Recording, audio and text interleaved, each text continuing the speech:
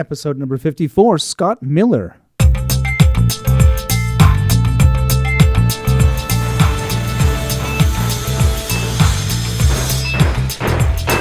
right, cut to edge of stage. Great. All right, color frost. Check. 1, 2, 3. Check. Stand by, please. House to half, house out, running cues 1 through 10, ground cues 1 through 10. Welcome back to The Title Block, a podcast about Canadian theatre designers, their history, and their craft. And I am, as usual, your host, Michael Cruz. And this time I have an interview with theatre design consultant and a very old and dear friend, Scott Miller. Scott's interview is the first one resulting from my trip to Vancouver in December of 2018, and we touch on his career as a technical director in Toronto, Halifax, and Vancouver, and the transition to a partner at DWD Theatre Design and Consulting, a firm that specializes in the building and design of live performance spaces. This is a show about theatre design here on The Title Block, but we have yet to talk about the design of your performance space. And Scott and I talk about all aspects of building and renovating a theatre, from planning and budgeting to the integration of the architect with the acousticians, HVAC, and of course, the audience. Scott did want me to mention that he is also on the board of directors of Rumble Theatre in Vancouver, something he forgot to mention on the show. And to find a link to that theatre and all the other names and theatres we talk about, please go to the show notes and follow along as we trace Scott's career in Canadian theatre. Also there, you will find a link to our Patreon page where some of you have already subscribed, but you can support the show with as little as $1 an episode. Please go do it. Now, here's my conversation with Scott Miller.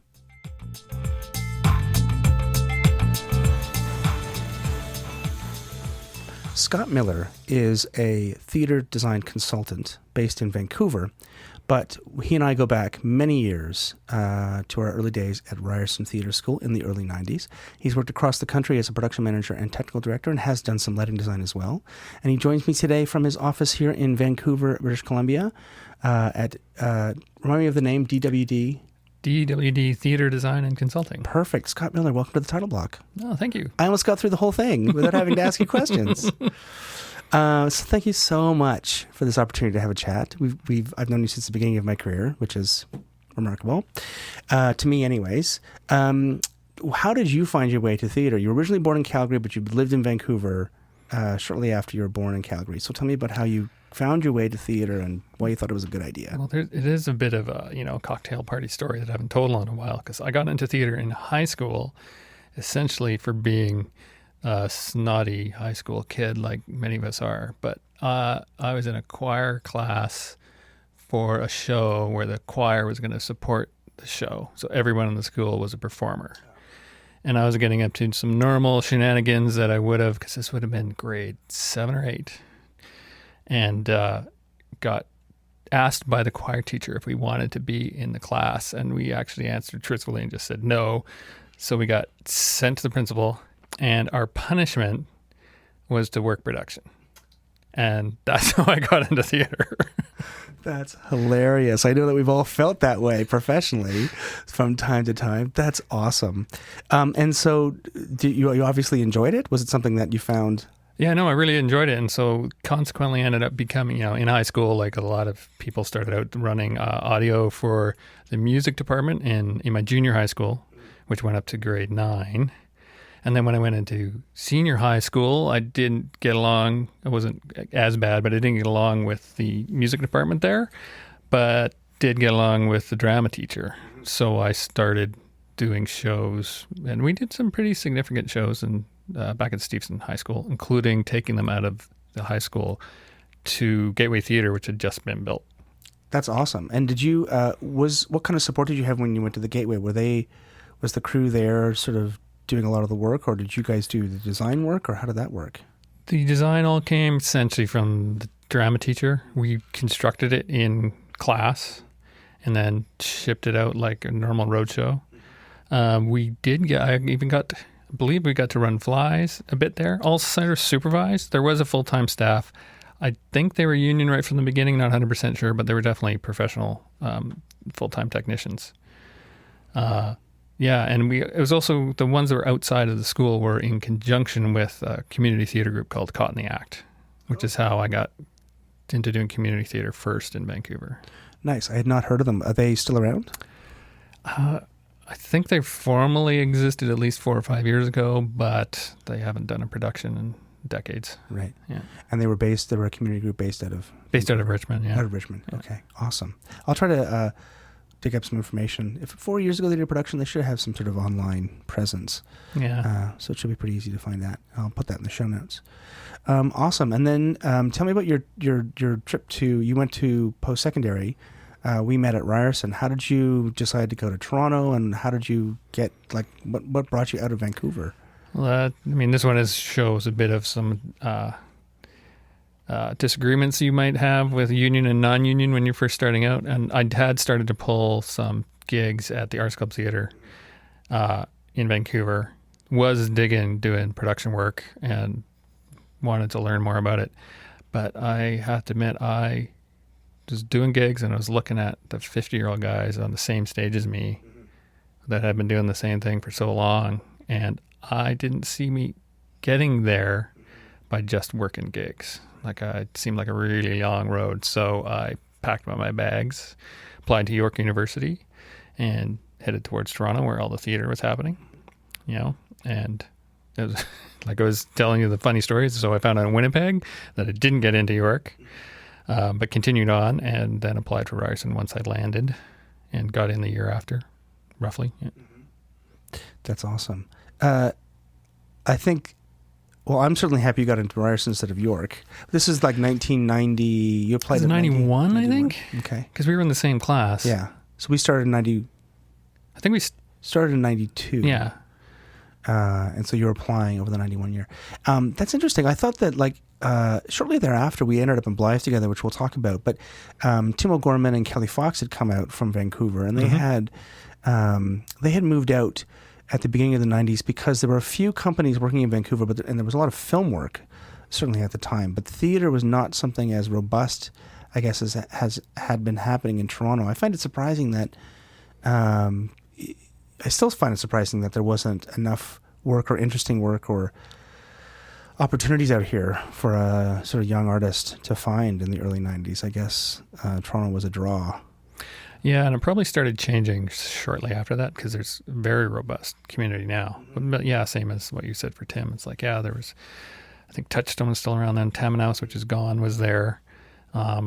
Rumble, which I am a part of now, but I didn't even know about that. It formally existed, but didn't do very much. Yeah, and we had the two big competing regionals, the Arts Club and the Playhouse. And those are the ones where I thought, I don't know. It looks like you have to be in the business for 30 years before you have a full-time job, this path. That's the impression I had, so that's why I decided to move. Yeah, that makes sense. And then you went to Ryerson.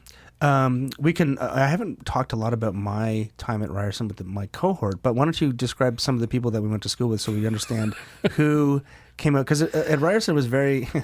it was like a marathon. Like at the end of the thing, we start with 50 people in first year, and then by third year, like 12 people graduate, kind of thing. So who yeah, we lost half of the cohort by Christmas, by the end of the first term. That's true, right? Because I think you're right. I think it was like 48 people started and 12 or 18 people finished and 9 or 12 graduated. It was that thing too. Yeah. So, well, obviously, I mean, it's for the interview, but like you and Nathaniel Kennedy are like still some of my best buddies, even though we live opposite sides of the country and we're in the same class. And that's a good example where I didn't actually graduate at Ryerson. I'm not sure if Nathaniel did, to be honest. But you did. I did after 7 years. I know I did this start last night. I had to go back and get special dispensation from Ira Levine, who was the Dean of Arts, thankfully, who knew me. And I got a special letter to go back and get my last credit while I was at Shaw. But it was not really... no one has ever asked me if I graduated from Ryerson forever to get a job. They thought, oh, you went to Ryerson, you had your training, and obviously there's, your cohort that you went to school with, and we worked together a number of times after that. So, yeah, it was never a big deal. So, there's been the odd city job, like a theater job, but we're formally working for cities or universities where I've been asked, but it did never hold me back from my theater career.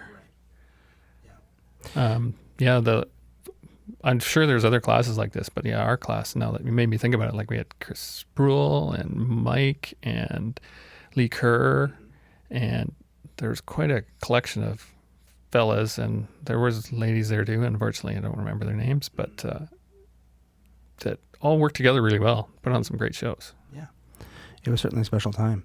Now, your first gig, you were the head electrician at the Blythe Festival in '93. This is while you were still at Ryerson.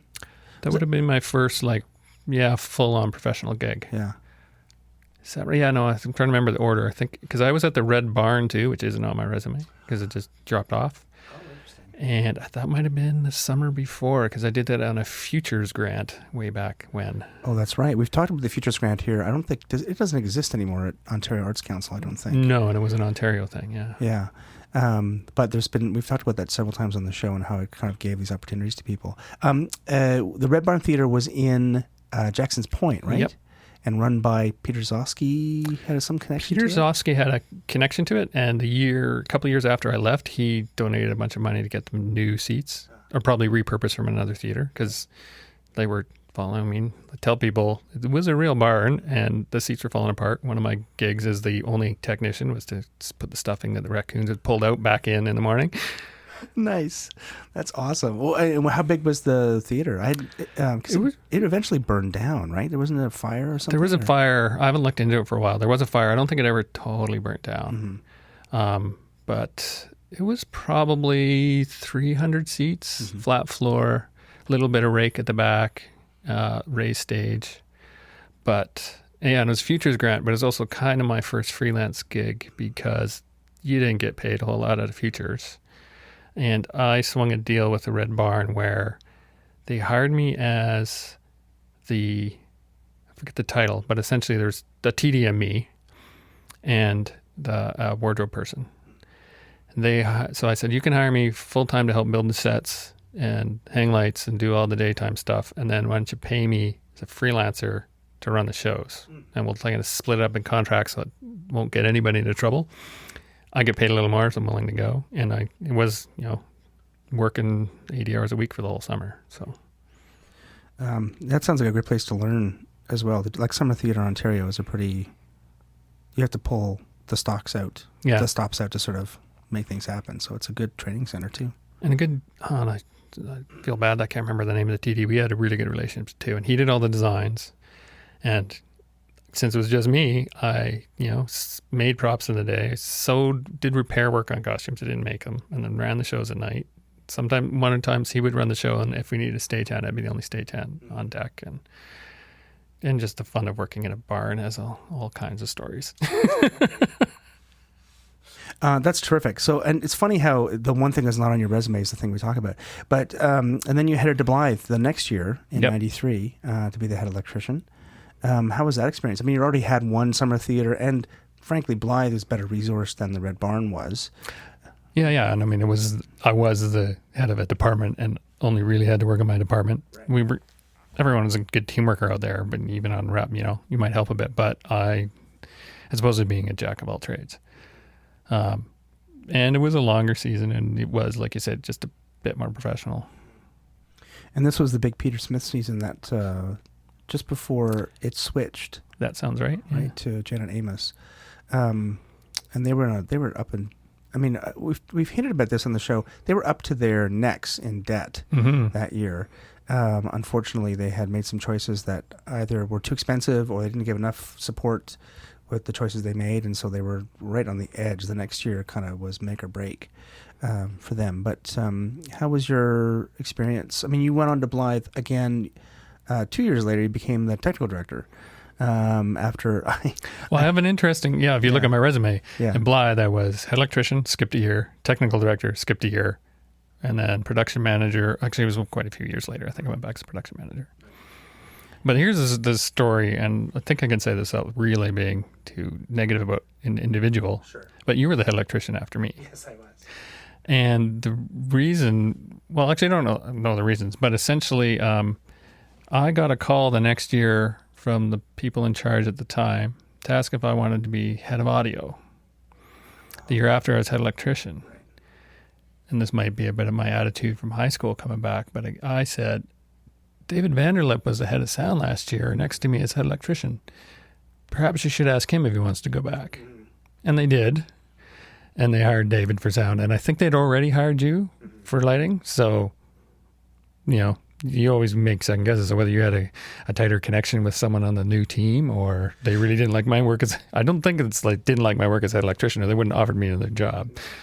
No, I think so. From my understanding, I got the job because of Leslie Wilkinson, and Leslie, she had worked there before, but she had a good relationship with Janet Amos. Yeah. And my understanding was that this isn't entirely true because obviously David came back, but there was an interim person before David, whose name Nathaniel Kennedy and I were trying to remember who it was.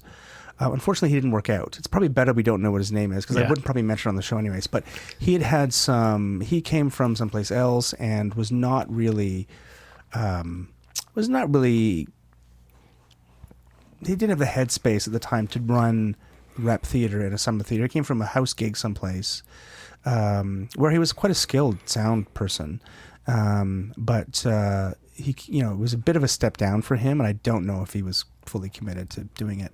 So we brought in David after that. But my understanding was that they tried to, like the entire crew, except for Nathaniel, and then later David was turned around because of this desire to change directions from the previous artistic director and the team who had kind of run.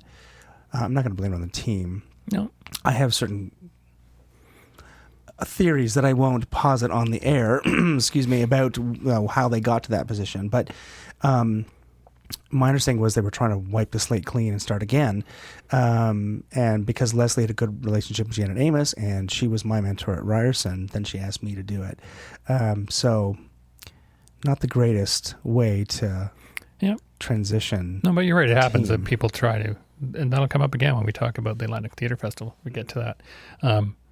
That happens, and sometimes there's reasons for it, but usually somebody gets caught up that shouldn't have to.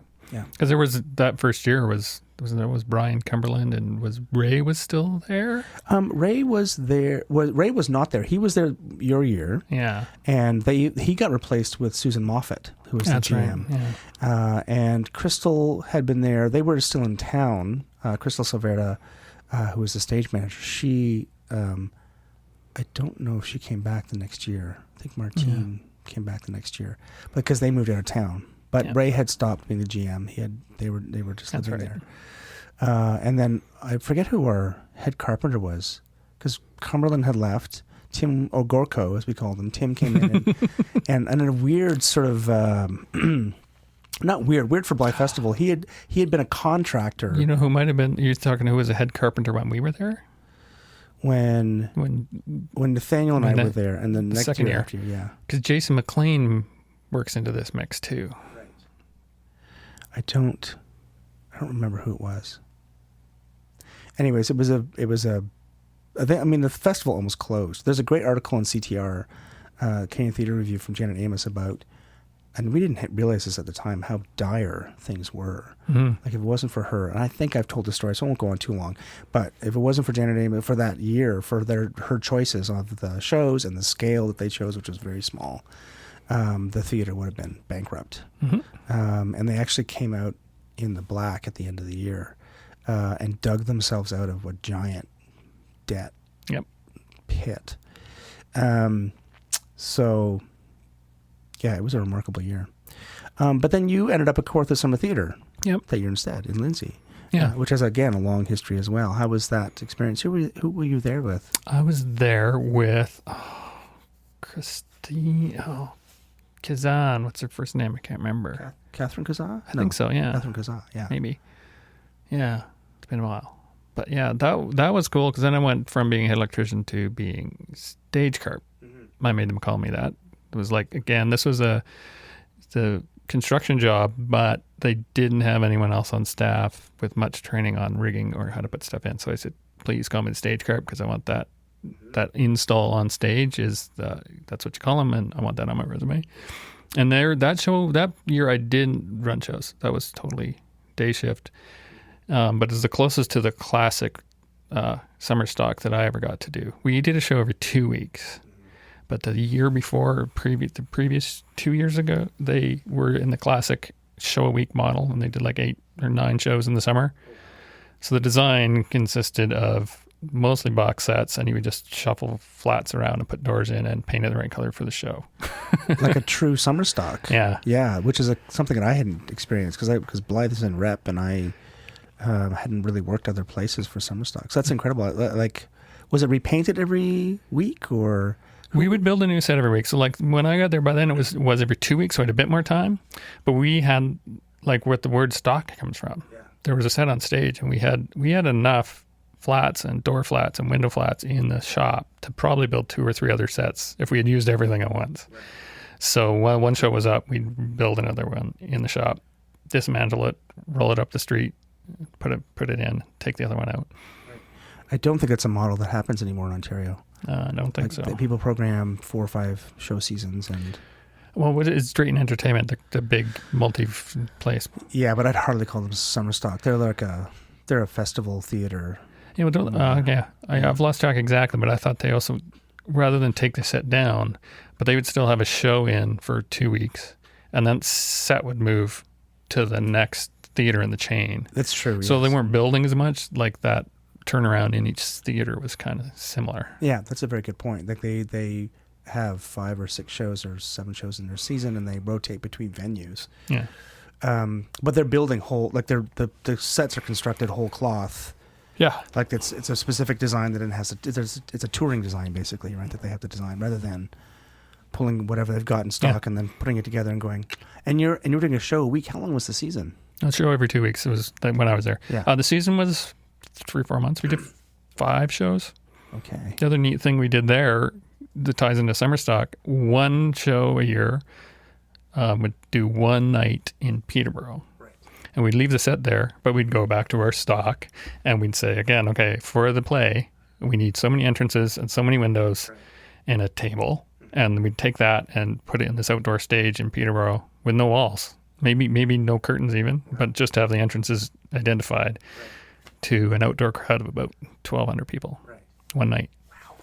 That's crazy. There's also a lot more touring that used to happen. Like Blythe did some tours, and a number of other companies actually toured around Ontario quite often. Mm-hmm. That's not something that happens now with theater at all. So it's an important story.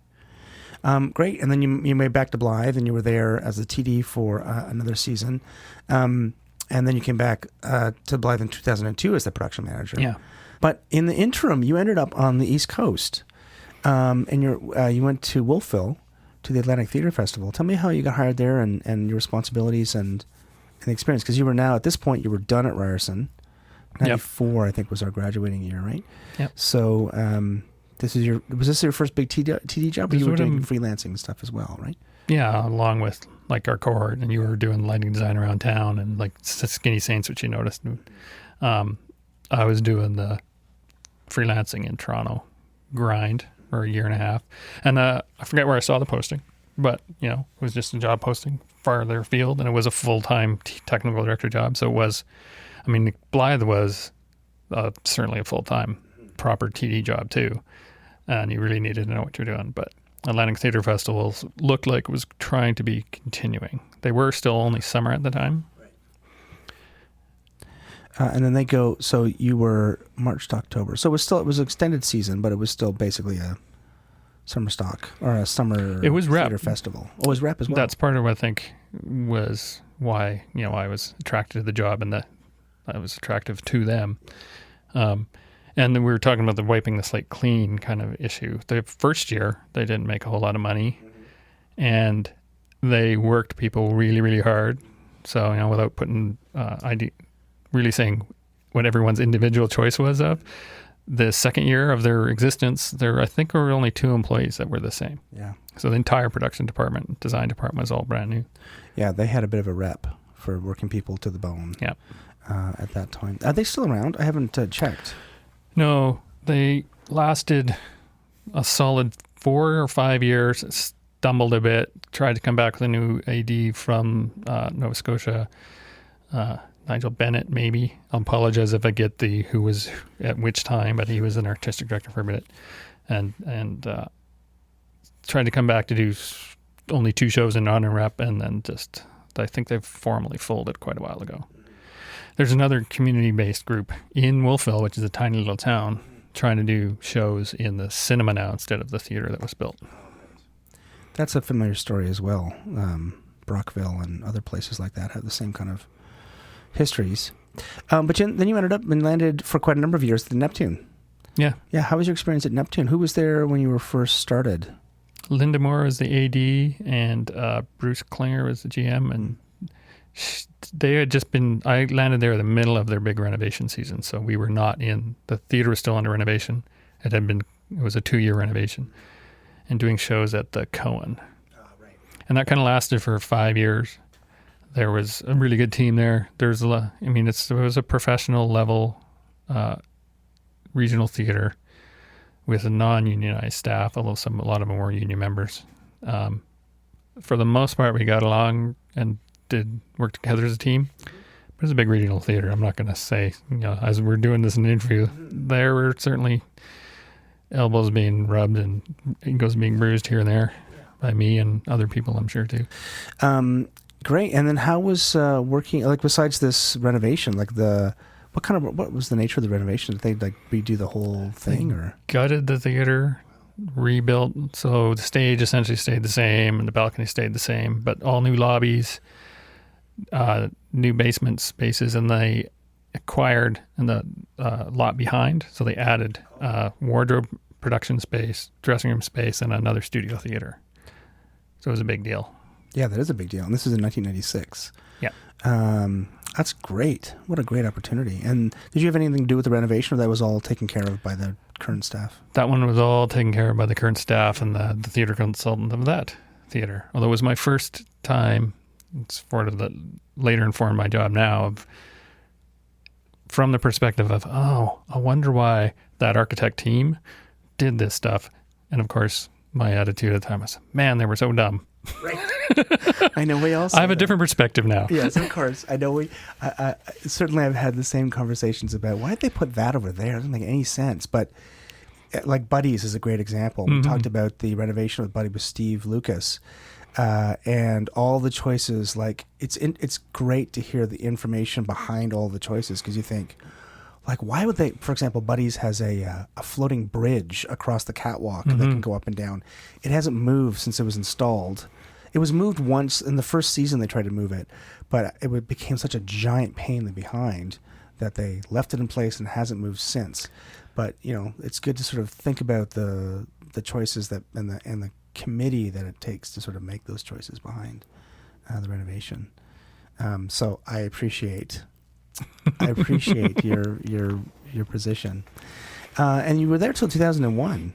And it's a full year season. You were there year round, lived out there, obviously, for 6 years or 5 years.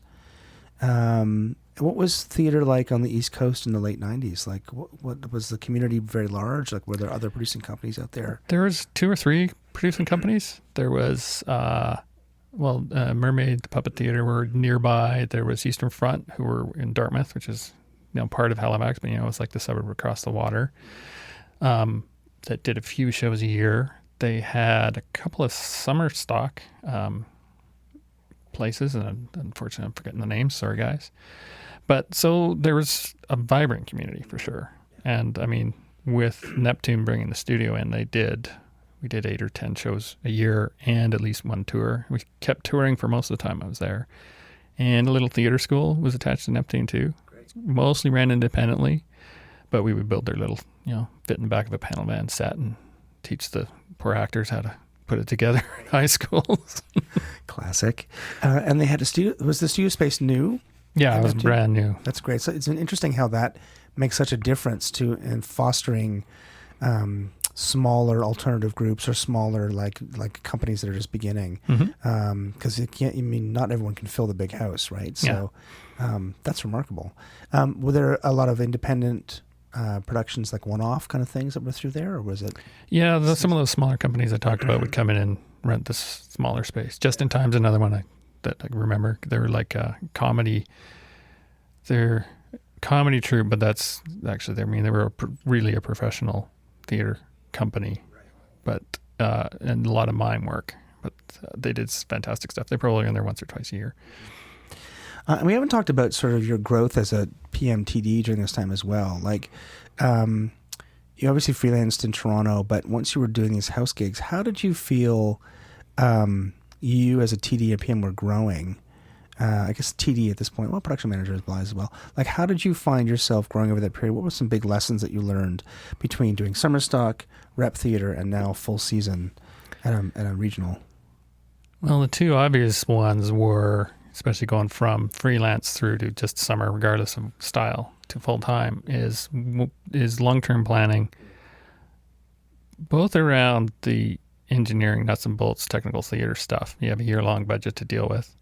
But the more important one was learning how to deal with people. Because when you're freelancing, it's a TD, a PM, you hire your favorite guys. And if there's someone you don't like, you just don't hire them the next time, which is not great.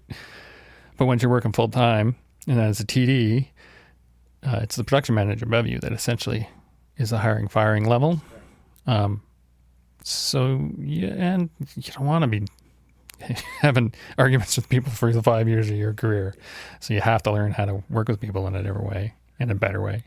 That makes total sense.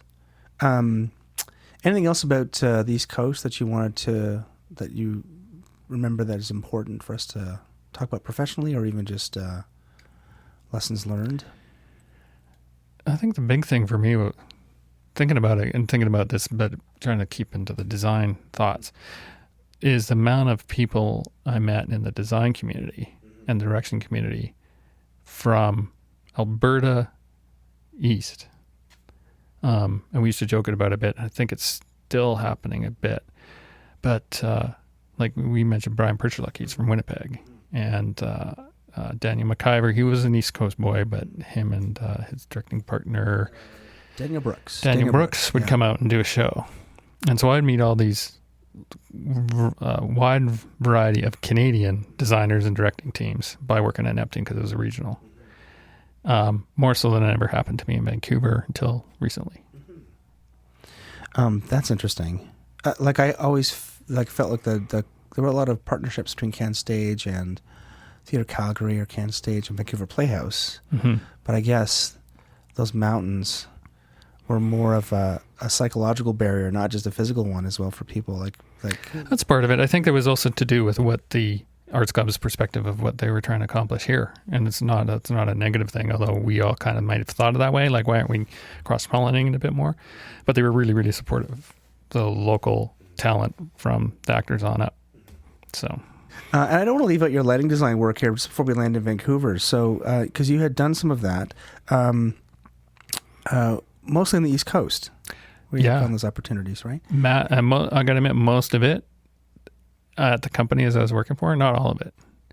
So I'm sure some of the reasons I got the opportunity, it wasn't to save a bunch of money except for travel costs. You know, it is cheaper to hire local regardless.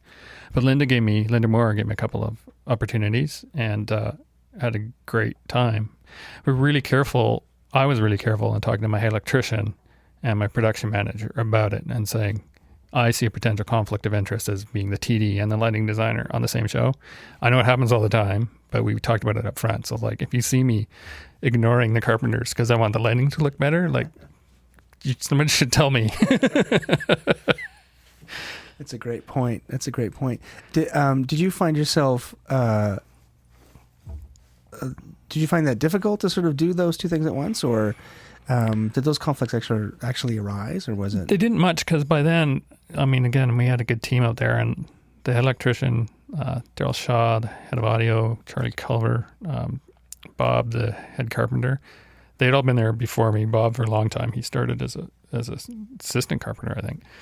And they all worked well together. Sorry, what's Bob's last name? Do you remember?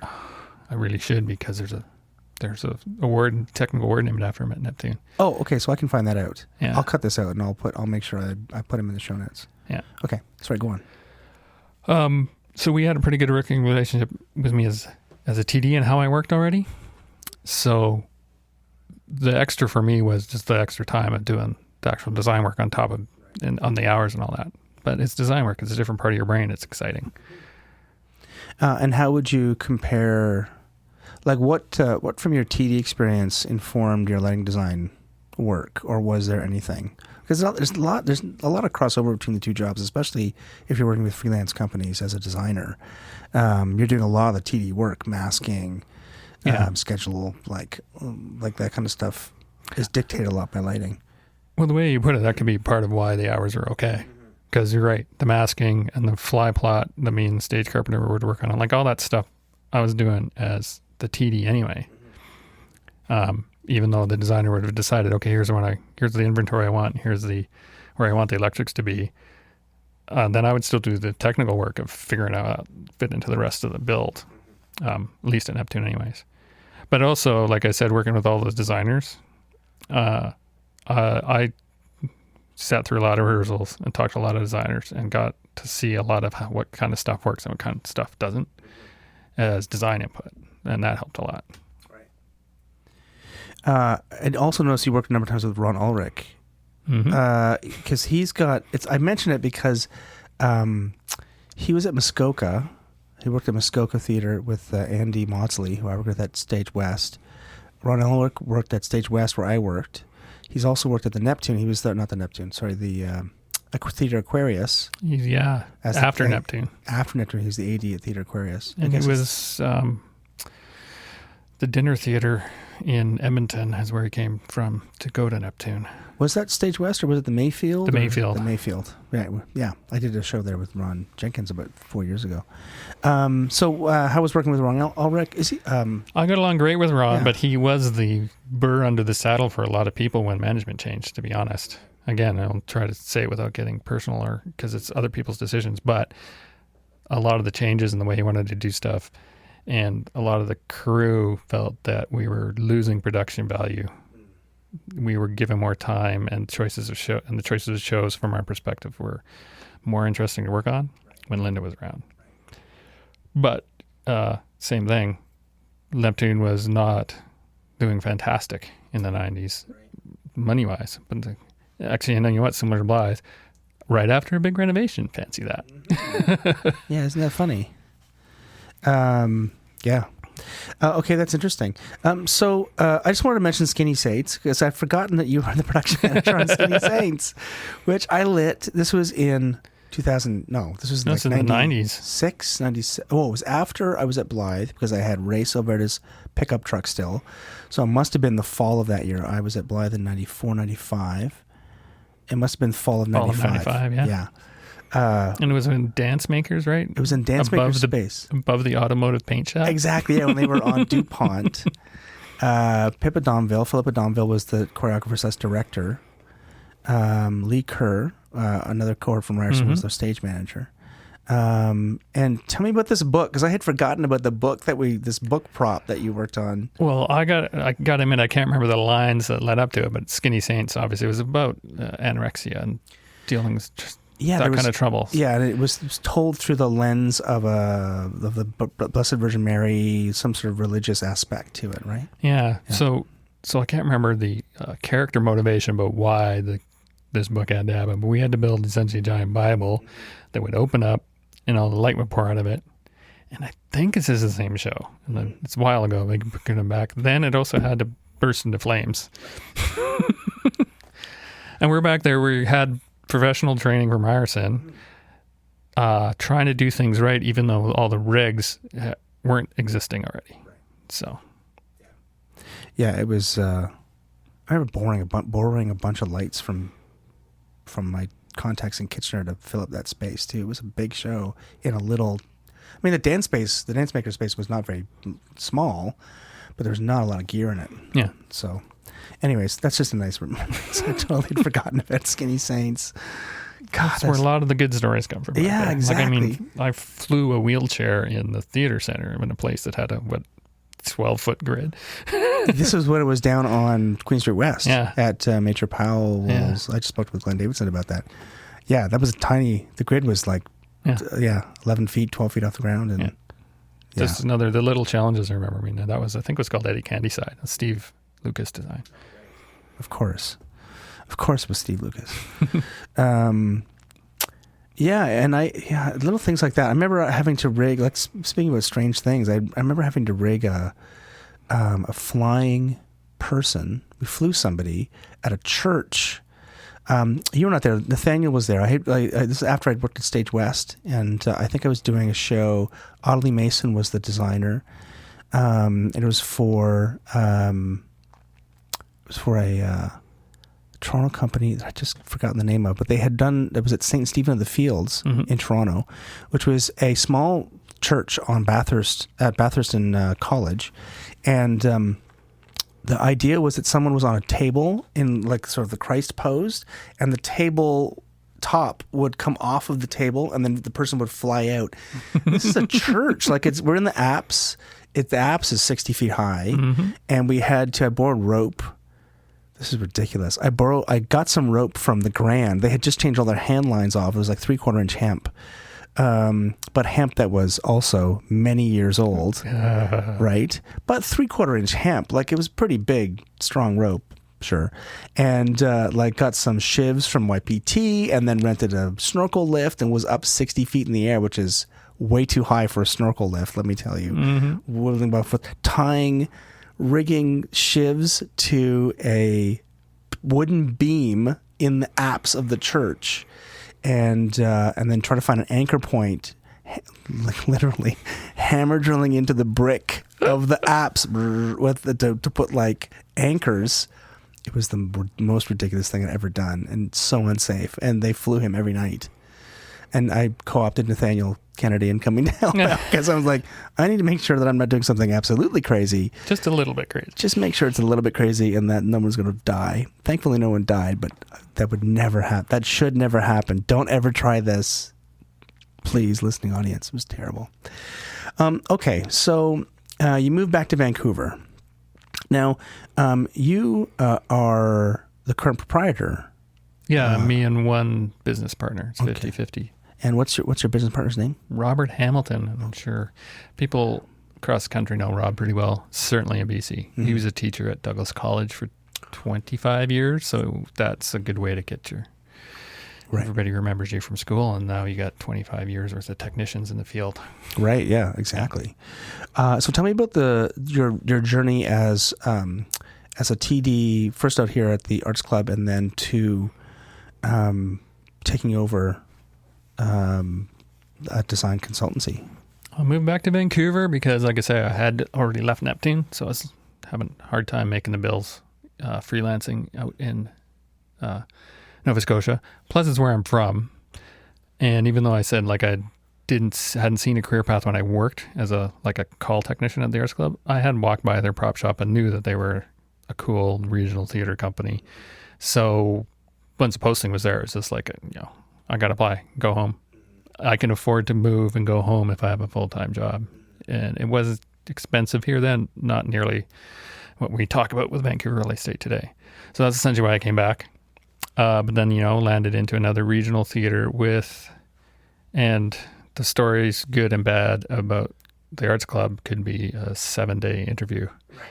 But came back and was working at the Big House as a TD. So we did 5 shows a year, and I lasted there for 2.5 years before I think the safest one that actually kind of covers everything, the budget pressures kind of drove me mental about this company. I felt was trying to do more art than they could afford to do kind of safely without burning people out, and it's kind of burnt me out.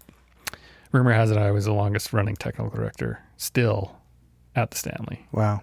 Because I went there in year 10 and they'd already been through 5.5. Right. Wasn't Tim O'Gorman at the Stanley as well at some point? I don't know if Tim ever was. Jason McLean again was. Jason McLean's had a lot of jobs that I had later. That's funny.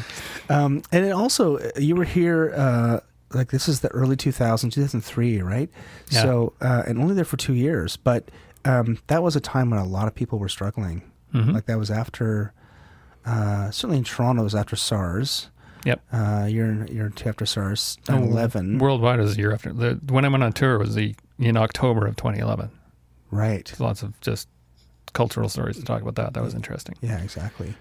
So that was a difficult time. So I'm not surprised that they were struggling with budgets as well. Yeah.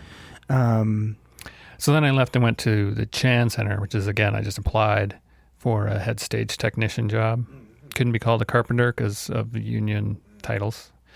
At the Chan Center, which is a concert hall, which is actually kind of key in the long run to what I do here to broaden my experience.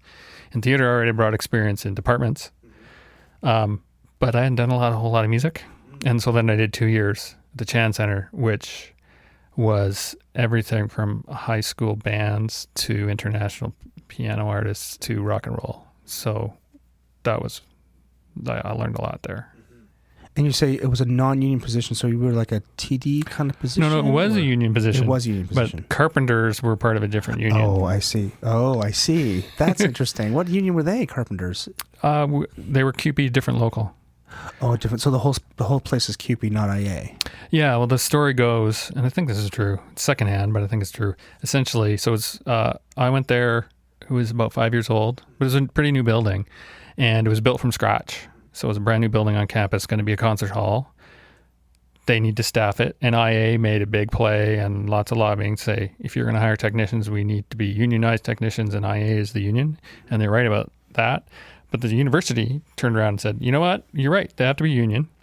We have 7 unions on campus already because it's such a big campus. So our theater technicians for the drama department, for the theater department, are part of CUPE, whatever number we were. Okay. So these new stagehands can be part of that union. Yeah. So I like to tell my IA friends that yes, I am a union stagehand. I'm just not an IA stagehand. Right. As a current CUPE member of Local 905, through my other job, I appreciate that you guys are all CUPE out here. My brother. So that was the story. The outside workers, I call the maintenance crew, were a different CUPE local. Right. So couldn't be called a carpenter. Oh, I see. Okay, that makes sense. And you were there for 5 years. No. Yes, I was there for 5 years. I was there 2.5 years full time before I came over here. And by then I was top of the roster. So I stayed on to keep my hand in doing technical work. I'm still on the roster there. I only do 1 or 2 calls a year, and it's been almost a year since I've been on this deck. Right. Same kind of thing though, where you get called like by seniority. Yep. They got a bit of a schedule request style of doing it, but essentially, yeah. And they finally replaced me as my full-time position last fall. Great. So tell me about DWD Theater Design and Consulting. First of all, what does the DWD stand for?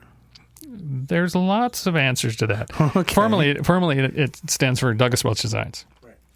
So I came here in 2008, 2 years before the Olympics. Douglas Welch, he was also production manager of the Arts Club. So he's got a good history in the Vancouver theater scene.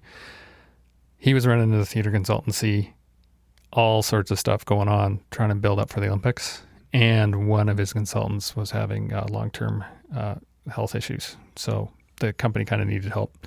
I knew Rob Hamilton already through CITT and being around, and he thought I would be a good fit. And it took him 4 or 5 months of bugging me. You should go talk to Doug. Doug needs help. And I finally took it up on him and actually cold called Doug and just said, I hear you're looking for some help. Let's go for coffee. And we had 2 coffees, and he hired me the next day. I also took advantage of coming from a university to do 6 months leave of absence formally. So I had a 6-month trial period from Doug's perspective, for him trying me out, and from my perspective, that if it didn't work out, I could fall back. But I got thrown into the deep end and learned a lot and built some fun buildings in my first 2.5 years. So I quit the Jan Center full time. Right. What were those buildings? Tell me about your projects that you worked on. My first 3 projects here the early design work had already started, but I finished the renovations of the Vancouver Cultural Center, the renovations of the Queen Elizabeth Theatre, and the installation of 5 venues for the SFU's downtown campus. That's ridiculous. That's my big shiny list of this is the kind of stuff I can do. Right. And I did it all early on with some good architectural teams. Actually, all 3 of those were with the same architecture firm that were really great to work with. And at the time, our office was a floor above them in a building that we all shared. So it was a very, very good relationship. That's terrific. We'll get to the sort of process of consulting in a little while. I just want to sort of finish up this transition. So that was not good enough for you. You actually had to purchase the business, right? Like you took over from Doug Welch. Well, Doug wanted to leave. Yeah. He spun an interior lighting and interior lighting design and architectural lighting design company as a design build company out of Douglas Welch Designs. That was a long-term plan of his. When I worked on the Queenie, it was the end of 7 phases of renovations on the Queenie Playhouse complex. And he essentially had promised his architecture friends and the city staff at the time, okay, I'll still be a theater consultant at least until that's done. And then as soon as that was all done, he didn't want to do it anymore. Right. And some of that is the difference between design, build, and consulting, which we can talk about later too. I want to talk about the QE and the QE, and the arts and the Playhouse, because the Playhouse is no longer Vancouver Playhouse is no longer.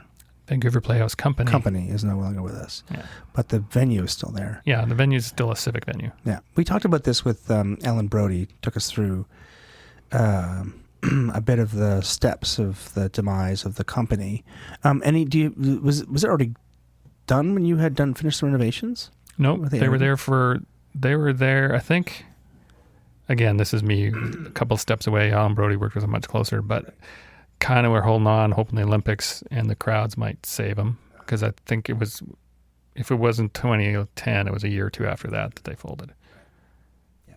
Okay. Any specific insight on that you have that you want to share, or not for the listeners, just for the beers afterward? Or?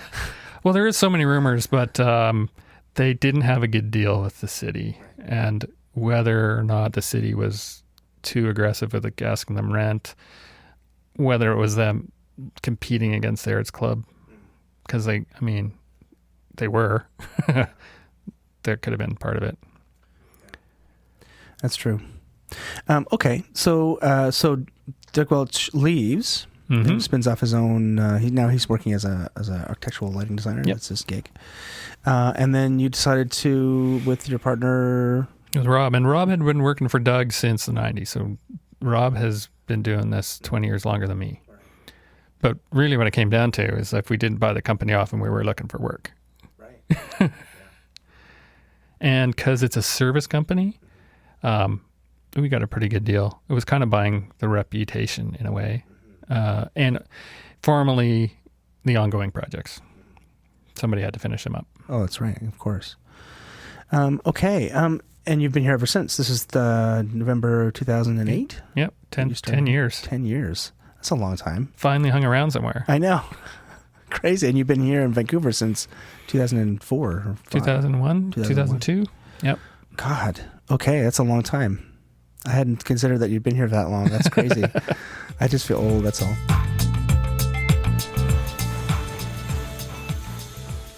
Hi there. Yeah, I know this interview is going really well, but before you skip ahead, just shuffle over to the show notes if you could and click on the link to the Patreon page for the title block.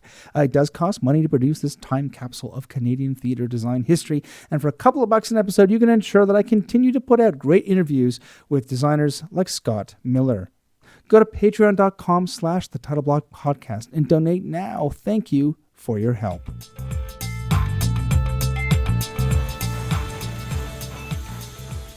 And we're back. Now, okay. What is a theater design consultant, and how do they fit into the process? Because you're not an architect. Nope. You're not an acoustician. Nope. And some of the bigger firms, there's a couple of international, very large theater consulting firms. This is like Artec is the one I know in the States, right? Artec Theater Projects. Right. Theater Consultants Collaborative. Fisher Dax are actually another big one. They might have, whether they're full-time as part of their team, an architect working for them as opposed to the other way around, and an acoustician on staff. We're 2-3 guys, so no, we don't. One of the biggest things we answer all the time is, no, we're not acousticians. You're going to need to hire them separately. It's a bit of some of the tricks around getting the job without looking like it's costing an arm and a leg. Oh, right. I mean, that ties into theater design too. A lot of people, the regionals and most of the people you've been talking to and get it, but a lot of people don't like to pay for design. They don't know why they need to pay for design. The obvious next question is, what are you designing? And you've been saying we're theater design consultants, which is great because we do consider ourselves designers. The reason our name is Theater Design Plus Consulting is because you don't always do both. Theater consultant would be sort of the formal title. We essentially design any space and the equipment that goes in it that hints of live performance. 90% of our work is stuff everyone would think of as the theater or performance space. But we do the odd church. Some theater consultants do a lot. We've done the odd city hall. We've done 1 or 2 cinemas that also have a lecture component. So that kind of stuff. So the architect designs a box, and you design the stuff that goes in the box? Well, that's where it comes down to when you get hired and who hires first. So no, the biggest thing and why and where I think you really need a theater consultant to come in early is to help the architect design the box. If we come in after they've already drawn something, it's still a design process, and there's lots of iteration, maybe more than happens in theater, except at the individual designer's own drafting table. So you can change some stuff quite a bit, but it gets harder and harder the closer you get to opening, right from the beginning. So we'd start with actually space planning and adjacency planning and things like that. So adjacency planning, like where does the rehearsal hall go? Where's the lobby in its proximity to the stage and noise and things like that? Yeah, no, exactly. Yeah. I mean, this is a bit of one of my little sales pitch lines, but I point when people ask, oh, so you're not architects, but you work with architects. It's like, yeah, because an architect that's really good at theater, that's done a bunch, on average might have done 3, 7, or 10, whereas our firm's done 250 of all sizes, obviously, but that tied with purposely working with people with production background, which is why I fit in pretty well. And when we hire outside associates to help us, we want all that experience of operating that architects, they just don't have. It seems obvious to us. In the lobby and the stage, they'll get right, and dressing rooms kind of generally, but that's actually where we come in to tell the architect, oh no, actually catwalks need to be this high and they need to be this far from the end of the stage for the lighting to work. And the other big ones and the high level is, so that's how much space do you need and where does it go? How much electricity do you need? Another big one that surprises people, how much structure do you need to hold up all this stuff?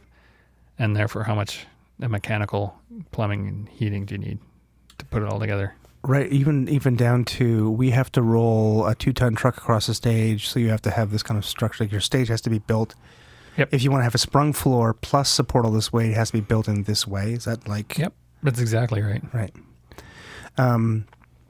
Wow. My own experience, I've never been involved in the build of a new space or the renovation of a new space, but I worked at the Center in the Square, and I talk about the Center in the Square a lot on the show just because that's my own personal experience, but it was designed, the theater consultants were Artec on that. Yep. And you can tell if you've been in another Artec space, the problem solving that they do is you can tell from the room that like, oh, this is an Artec space because of the way they solve problems.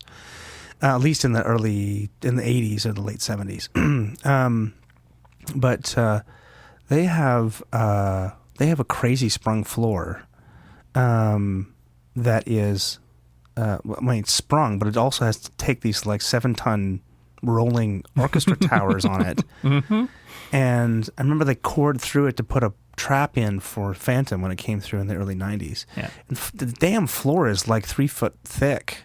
Yeah. Like between the concrete and the lapping whatever seat, I don't know what it is, birch something. I don't know what it is. I have no idea. I have no idea what the floor is. The floor is. I have no idea what it's made out of. And then it ends on this kind of railway car rubberized top. Mm-hmm.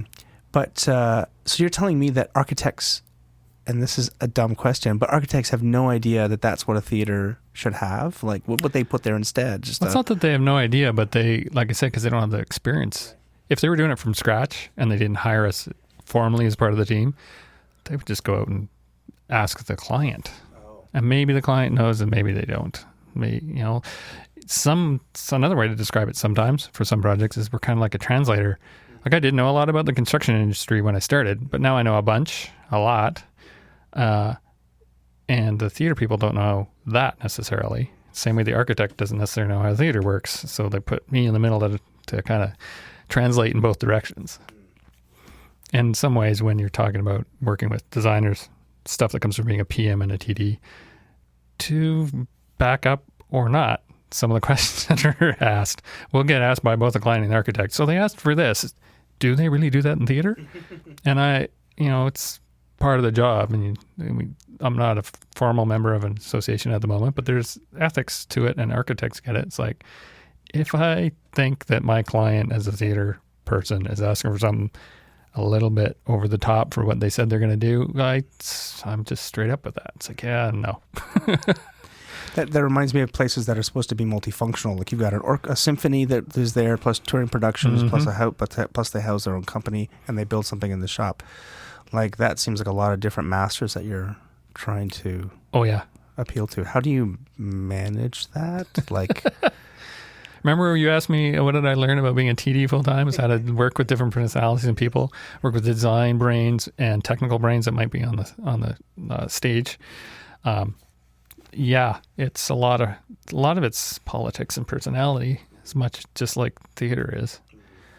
Especially when you're talking about multi-use spaces or multiple companies going in.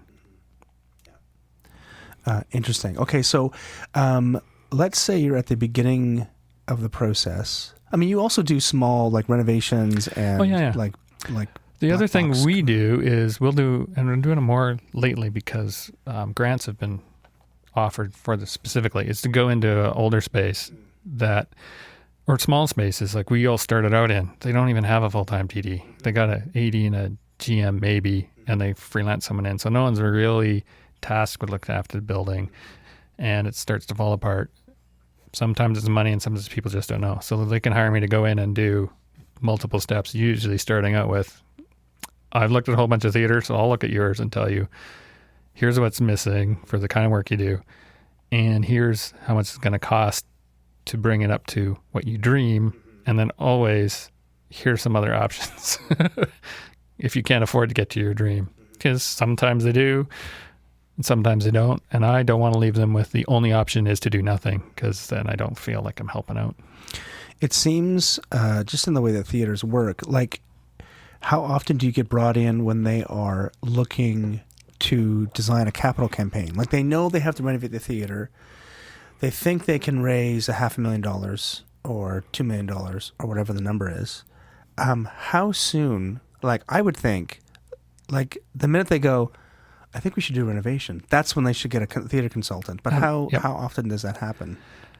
Not very often, but more, like I say, there's been some good government support lately, targeting grants at that, because they've seen people start projects without planning ahead, and then they're not great projects. And I don't know what my clients think. They're all happy with the reports we do, but 1 in 10 ends up turning into building. And another piece that some theater consultant firms do that we don't do a ton of, we partner with people do, is that management side of it early on. Going out to the community, like for that example, they want to renovate. So you hire another person that can help you. We'll go into the community and re-identify, do you actually have the audience or the sponsor support to support a $200,000, $2 million, $20 million project? We've done a lot of projects where they're big enough. That person comes in, we come in, and we also work with an architect. Because architects, as project managers and planners, are huge help if you get the right one to put together that whole thing. So we got the management side that's kind of stopped with how much a building costs, except at square footage, and us on the other side going, here's what ballet companies want, here's what producing companies want, here's what small roadhouses want, and give them the input to come up with a cost. And we always price out all the equipment on our own. Excuse me. That's really fascinating. And when you're working with an architect, how, and an acoustician for that matter, like who has the decision-making power? Like for the architect to go, that's ugly, we can't do it that way. But the acoustician goes, yeah, but if you want to put a symphony in here, you're going to have to put banners or wood here or something, or it has to be this shape to be reflective. Like who has the final say? The owner. When it really comes down to it, the owner has the final say. And sometimes that always involves money. So formally, yeah, the owner. And then it is kind of in this way like theater. Depends on the team. Does the director have the final say in everything? Kinda, but not really necessarily. The architect is usually what we call the lead consultant, with everyone working, whether or not they're working for them, kind of reporting to them with information. And it's their job to coordinate it all together. Okay, that makes sense. And then just last kind of team-based question. How much input do you, let's say it's a space that has a full-time tech crew, or even a full-time, well, I guess a TD, but like the crew themselves are actually going to have to walk through the space and turn that light on or whatever. How much input do you get from them in your kind of ergonomic questions, or like how do you access the grid? How do you get to the booth? Yeah. How do you? Well, it's more than ergonomic. It's the whole systems. If there's staff on, it actually kind of comes down to how much time they have. If it's a really good team, like we've worked with the Queenie and some other big regional theaters, and I'll tell the head electrician there's like, hell yeah, man, as far as what's current lighting and all that, you're going to know probably more than me in that department. But the process of translating about how to communicate that to a construction crew, and the process of coordinating with your other team, and to be honest, just the paperwork of drawing up what we want, writing a spec for what we want, lots of schedules and stuff of what we want, and making sure it all matches. There's just a time commitment for that. That's on those jobs. Sometimes that's a big reason why people hire us. And as well, we've been talking about it, but we've got the odd job where, well, the theater company knows that their head electrician and head audio hate each other. So they can't trust them to work together to come up with something that's balanced. So then we're kind of coming in and being referee or making choices at a third party. Yeah. Who's not interested in, who just is responsible for the client's budget line and purpose. And some of it, especially, this is more obvious in the small towns, and when it's public money, whether you want to call it double check or whether you want to call it external research or whatever, some people it's like, no, we can't just trust just our guys. And some of it's legit because they've only worked here. Lots of good input, but if they don't know that, there's these other 3 things we tried at other theaters and 2 of them work, do you think they'll work for you guys to bring that input in? That's another reason why you would hire us, even if you got a very smart team. Oh my goodness. I'm Picasso.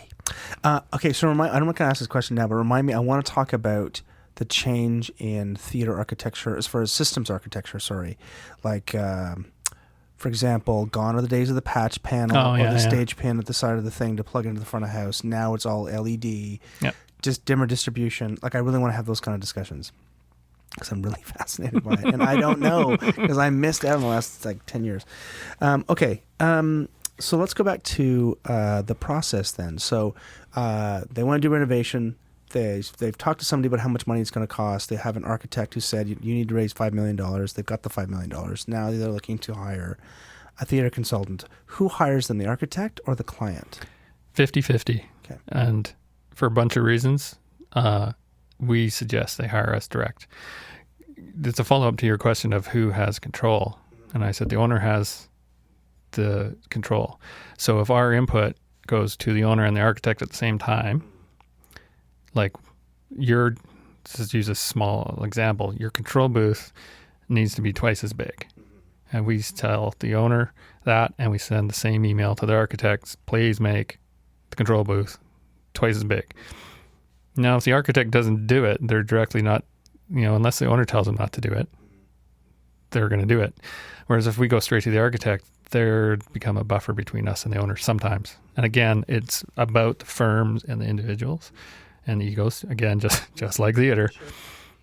Because as much as stakeholders is a buzzword in lots of places, but for us, the stakeholders are the actors and the audience and the technicians and the janitor, and the maintenance guys are going to be in this building. But formally, we're still a business. So if we are working for the architect and the architect says, you're not carbon copying the owner anymore, sometimes we do anyways because we think it's important, and then it's all fine. And sometimes we do and we get smacked. So if I was an owner, if I was a company, it's in my best interest to hire an architect and then contract separately the consultant. Yeah. What about the acquisition? Like, is that a third then? Same thing. So they're The way the team can go together is, you would usually, and you can hire all the big ones, the architecture, structural, mechanical, electrical, ASME. Whether you hire them all directly or those all go through the architect it's pretty common. But the specialty ones can go either way. In theater consulting in particular, because the equipment cost and is so specialized for your particular crew, it's so high, you also can save a bit of money on everyone else's overhead of how many people paperwork has to go through.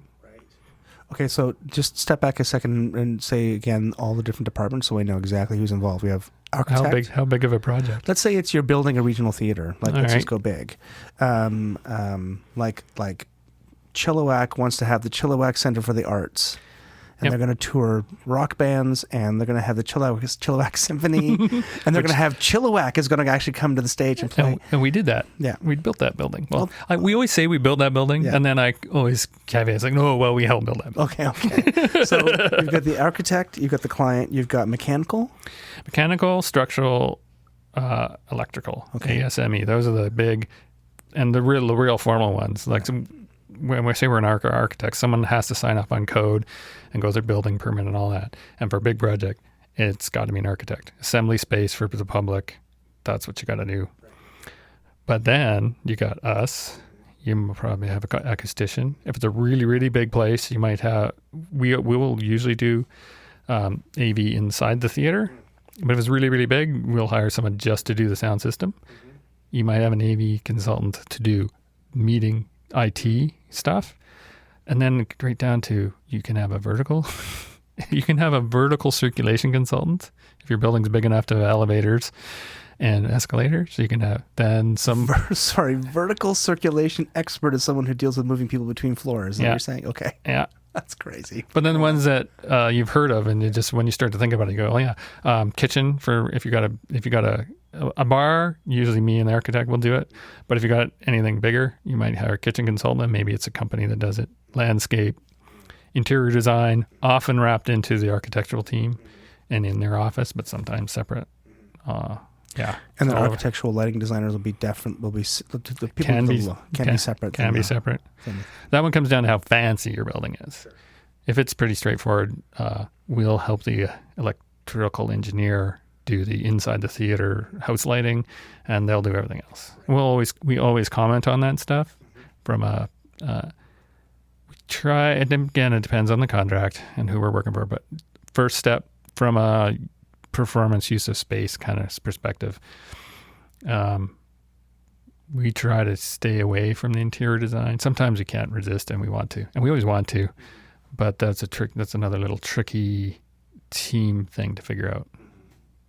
But how about standards? There are certain, the IES in the U.S. set standards for public spaces and how much, how many foot candles or lumens, whatever, or lux, you should have per square foot. Do you, are there standards that you follow, or is this the architect dealing with that, or who sets these parameters? We're aware, and a code consultant separate from everybody can be as their own thing to do the last check. We're aware of all those things, and when we help design, we try to get close, but it, again, formally has to be the electrical engineer to say, because there's ASME too, which is how many watts per square foot you can even use for lighting, never mind what it looks like. Do you have energy efficiency consultants as well to say? I've never seen a direct energy efficiency consultant, but if you're doing a LEED building, that's a whole nother person. LEED is a lot of paperwork, and that's a standardized, environmentally friendly or whatever, zero emission something building, right? Yeah. Yeah, there's some controversy about how effective it is in the world. We've done a few buildings that are LEED qualified but not LEED certified. And it's because the amount of paperwork you have to do to get certified and the amount of after construction testing, which I understand from a certification body, but you have to come back a year later and say, are you actually using the energy you said you're going to use? Yeah. Did you leave all the lights on when you went home? So we won't go too far down that pathway, but I'll leave in the show notes. I'll do a little research and have a link to those standards if people want to read them and be envious or be thankful that you didn't put them into your space. Yeah. Okay. Oh, just to finish off on that one, Sure. to mention the building code again, same thing. We're aware of all the codes and we try to keep up on all the codes. But they're always to be interpreted by the local authorities, much like fire rules are. So we can't take formal responsibility for it. That's going to be the engineer who stamps Engineer and it. architect. An architect. But we want to know enough to not send them down a garden path, because then they're not going to like us and they're not going to hire us again. Exactly. Okay, then back to hiring. So how do you bid on a project? Is this, I guess it depends if it's a private or a public entity, but how do you even approach? The middle to big ones all come out as requests for proposals. Usually there's government websites for a lot of them. We try to be enough in the network of people that will get an email saying, hey, yeah, this job's coming up. A lot of it is old school networking as far as finding out about it. And then we put in a proposal that's a big fee and hope they hire us. And it comes back to the team thing, whether if we're working for the architect, our proposal just goes to them and it wraps up into a big fee. And if they don't get it, we don't get it. There's a bit of politics around whether we will go exclusive with one architect on a project. Again, being so specialized, we really don't like doing that. But the architects all want us to, so it kind of depends on how big and how public it is. That makes sense. And so you do the magical bidding, whatever magic bidding thing happens. I've never bid on a project, but I imagine there's like, where do you want to sit? And do you want to undercut everybody else? And they're like, are you competing with mostly Canadian firms, or are the American firms all? Since 2008, we've been on big jobs. We've been competing with American firms, and we don't like that. I can imagine. Just being a businessman, it's like we can do it just as good as you. We're closer, but it is what it is. There's one or two other people on the western side of Canada that we compete with on a regular basis, and we never know what each other are bidding. We all ask and we all say, yeah, right. Exactly. Yeah, you don't want to tell people that at all. Okay, great. And so if it is a smaller project, you may be probably only one or two people are bidding on it, right? For the small rentals. And the really small ones, we try. Sometimes we can get away with being the only bidder, because if it's less than $10,000, $20,000, that city or that board is more comfortable if we can put in a good proposal, especially the early planning ones. And sometimes we've done early planning ones, and then the big project comes through. You're actually going to build something, and you got to compete again, and don't get it, and that's no fun either. It's annoying. Yeah, absolutely. How long does it take you to do a bid? Like, I guess it depends on let's say it's a mid to large size theater. Couple of days. Oh, okay. A lot of it is boilerplate. But you got to match the scope of work to what they've asked for. Sometimes you have to interpret what they've asked for and give them something that formally meets what they've asked for, even though you don't think it's what they want. Those are tricky. That's more talking to designers in theater. Certainly informed me on that. Right. Do you mean like they've asked for this? It's crazy. We really do it this way. So we have to sort of tell them what they want to hear, but also go, but Yeah. Yeah. And how many of the people will call them games, but it's part of construction business and other businesses too. How much of it is, no, we'll get the job and then we'll convince them to change their mind afterwards. We do, I forget which job. Was it the Bell? Which is a really nice big 1,200 seater that Rob did 10 or 15 years ago. The entire theater was an addendum to the project. So like $5 million add-on to a school. Oh, wow. It's usually the other way. We want to build a theater, but then it gets cut because we don't have the money. Because we had to build HVAC something. Yeah, that's interesting. So it's an addendum. That's fun, though. I mean... Yep. The other reason we like to get involved early and work for the owner, because sometimes you can work... there's so many ways that the projects come together, but a lot of the public school jobs...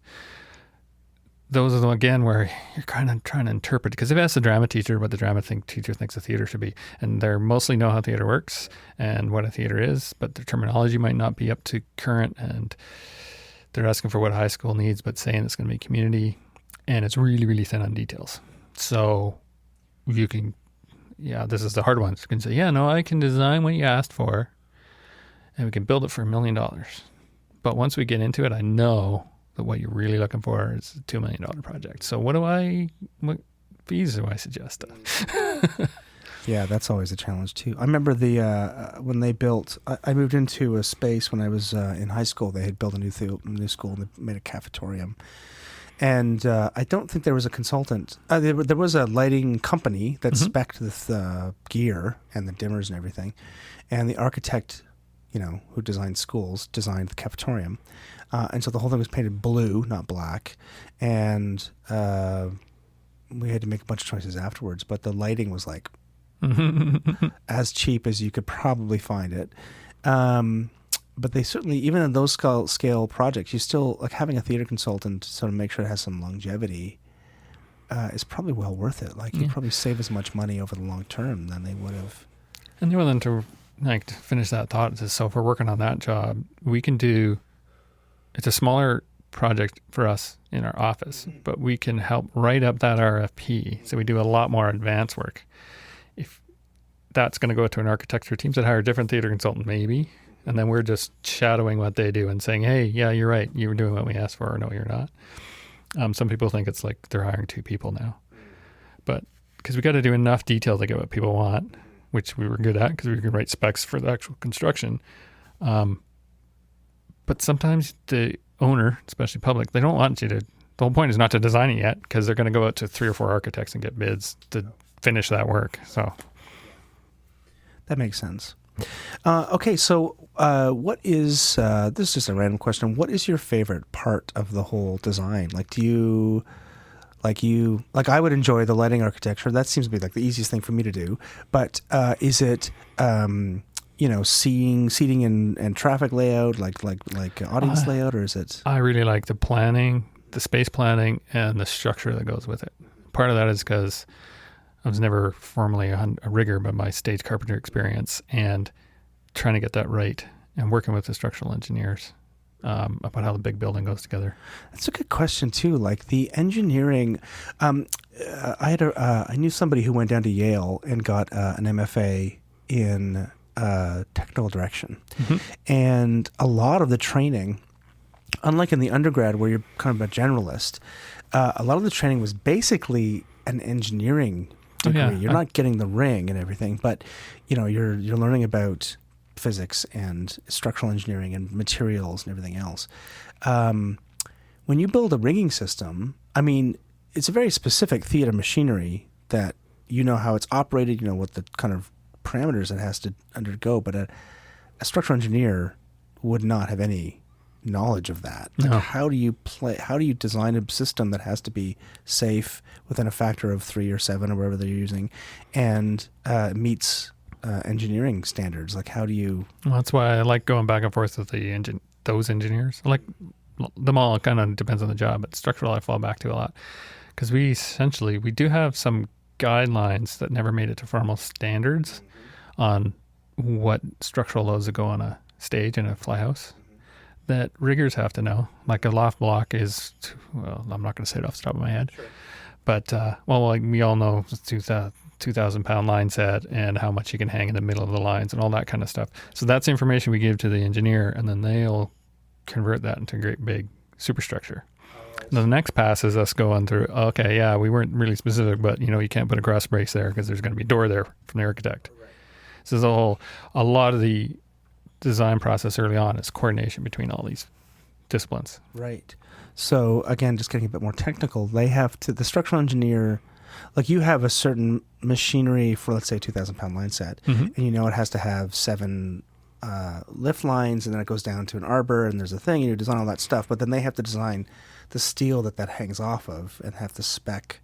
Yeah, we'll spec what those loft blocks have to hold. Yeah. We'll tell them exactly, and then they'll tell me, because it's also so much snow in this region, and also the stage is this deep, so it's a 12-inch high I-beam or it's a 14-inch high beam, or we're going to use open web steel joists in this building. And that's the kind of stuff I've been learning in the job, which is kind of cool.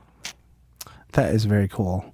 It sounds fascinating. This is the kind of work that I would probably want to transition into if I was still in theater, but I'm not. So, okay, that's great. So rigging, stage floor, like, how do you, what's the current tech in, this is another ridiculous question. Sorry, I have all these curious things. What is the current tech in like floor technology? Like, are people still building spaces with trapdoors? Like, what's the nature of a sprung floor? We try to get a sprung floor in every single space, and we're 90% of the time successful. The underside of the sprung floor, there's been few material advances, not many. It's mostly still rubber cones on under plywood or some kind of 2x4 cross section, mostly like the dancers ones, springier ones, and stop blocks to take the weight. So that construction's been pretty similar, but every job I do with a new stage, we talk about, not in no particular order, do you want a linoleum floor, hardwood floor, or a masonite floor? And I usually end up having two in the spec, like not at the same time, but like we start with one and then they change their mind or vice versa. And lots of debates about what's the best top surface for a floor these days. Because there's also plastic recycled composites that some people use now too. Yeah, we had, again, back at the Cinema Square, we had some sort of rubberized, like it was liquid that was sort of poured or painted or something on the ground. Wow, that's interesting. It's probably a vinyl or something. Yeah, I know that they also would, it was also a floor that could be drilled and lagged into. I know we lagged a number of like the old Production Arts touring booms, right? There were just box truss and you'd lag into the floor 4 points. And we used to do that all the time. Every tour came in, you would set them up, you would lag 4 bolts in the bottom, and then when they took them out, they would just put a plug in and then put the goop on top, and then the floor would be intact again. But it was also all one piece. It wasn't a dance floor that was taped together or changed depending on the venue. When it's a linoleum floor, we still usually use Battleship linoleum, but heavy stuff, 10 feet wide, properly heat sealed. Oh, okay. And this is where I will trip up most of the theater designers will hate me for saying this, but it's like hardwood or Battleship linoleum, especially for Roadhouse, is the way to go. It is actually getting harder in an ecological way and sustainable way to get masonite anymore. And we all know this, but kind of don't like to acknowledge that it was never made for stage flooring. So if you have problems with it, go back to the manufacturer and they say, you're using a floor, well, tough beans, because it's not designed for that. And we have a pretty specific spec on how to lay down a masonite floor, how long to let it cure, how to wash it, what kind of paint to put on it. And 60% of the time, you got a 5-year floor. 40% of the time, same process, spec'd, and hopefully, and usually, because we're trying to get on site enough that they've actually done it, tape pulls up the paint in the first show. Because the quality of the material, because it's not used for anything but door skins and not even packaging much anymore, it's not a refined material. And those choices are made, obviously, because of money, right? Yeah, and it goes back to, again, I will say this one goes back to the owner decision, because if you're going to paint all the time, that's why you have a masonite floor. The whole idea being you rip it up in 3, 5, or 10 years and replace it. If you don't have the manpower or the operations to do that, or you're never going to paint it, why would you do that? It's cheap. And it seems like a floor cloth would be a better idea anyways. Yeah, but then from the production side, those are a pain in the ass. I get it, right? That's true. I totally get it. Yeah. And whether or not floors should even be black. We've done some dark brown ones. I have this discussion with my lighting designer friends, because I'm not that far away from it, about how often does a floor really need to be black. There's a studio we did in town, which is main purpose is rehearsal hall for the symphony. And then other times it's rented to whoever wants to view it, and people do shows there. But so the floor is gray. Because who wants, and I say this to people, and they kind of get it when I put I know we're used to it, but no one really wants to work in a black box with no windows for 8 or 10 hours a day. It's really depressing. Yeah, and when you drop something on the floor, it's kind of hard to see on a black floor as well. You want some different contrast, and It even ties into energy efficiency these days, because if you have a white floor, you need less light overhead. yeah, basically, exactly. Isn't that interesting? Are people putting hardwood like floors in anymore, or Yep. like maple or? Yep. And they'll paint in black if it's a theater, or not if it's a concert hall. And It's that's obviously more common in a concert hall. because of acoustics and reflection? Acoustics and that wood feel, that is a very subjective thing, but it is true. There's a warmth to it. That makes sense. And is it always maple, or is it other hardwood? Hardwood, usually maple. Usually maple. Trapdoors you asked about. Big producing house, yeah. Company big enough that Broadway might come through, yeah.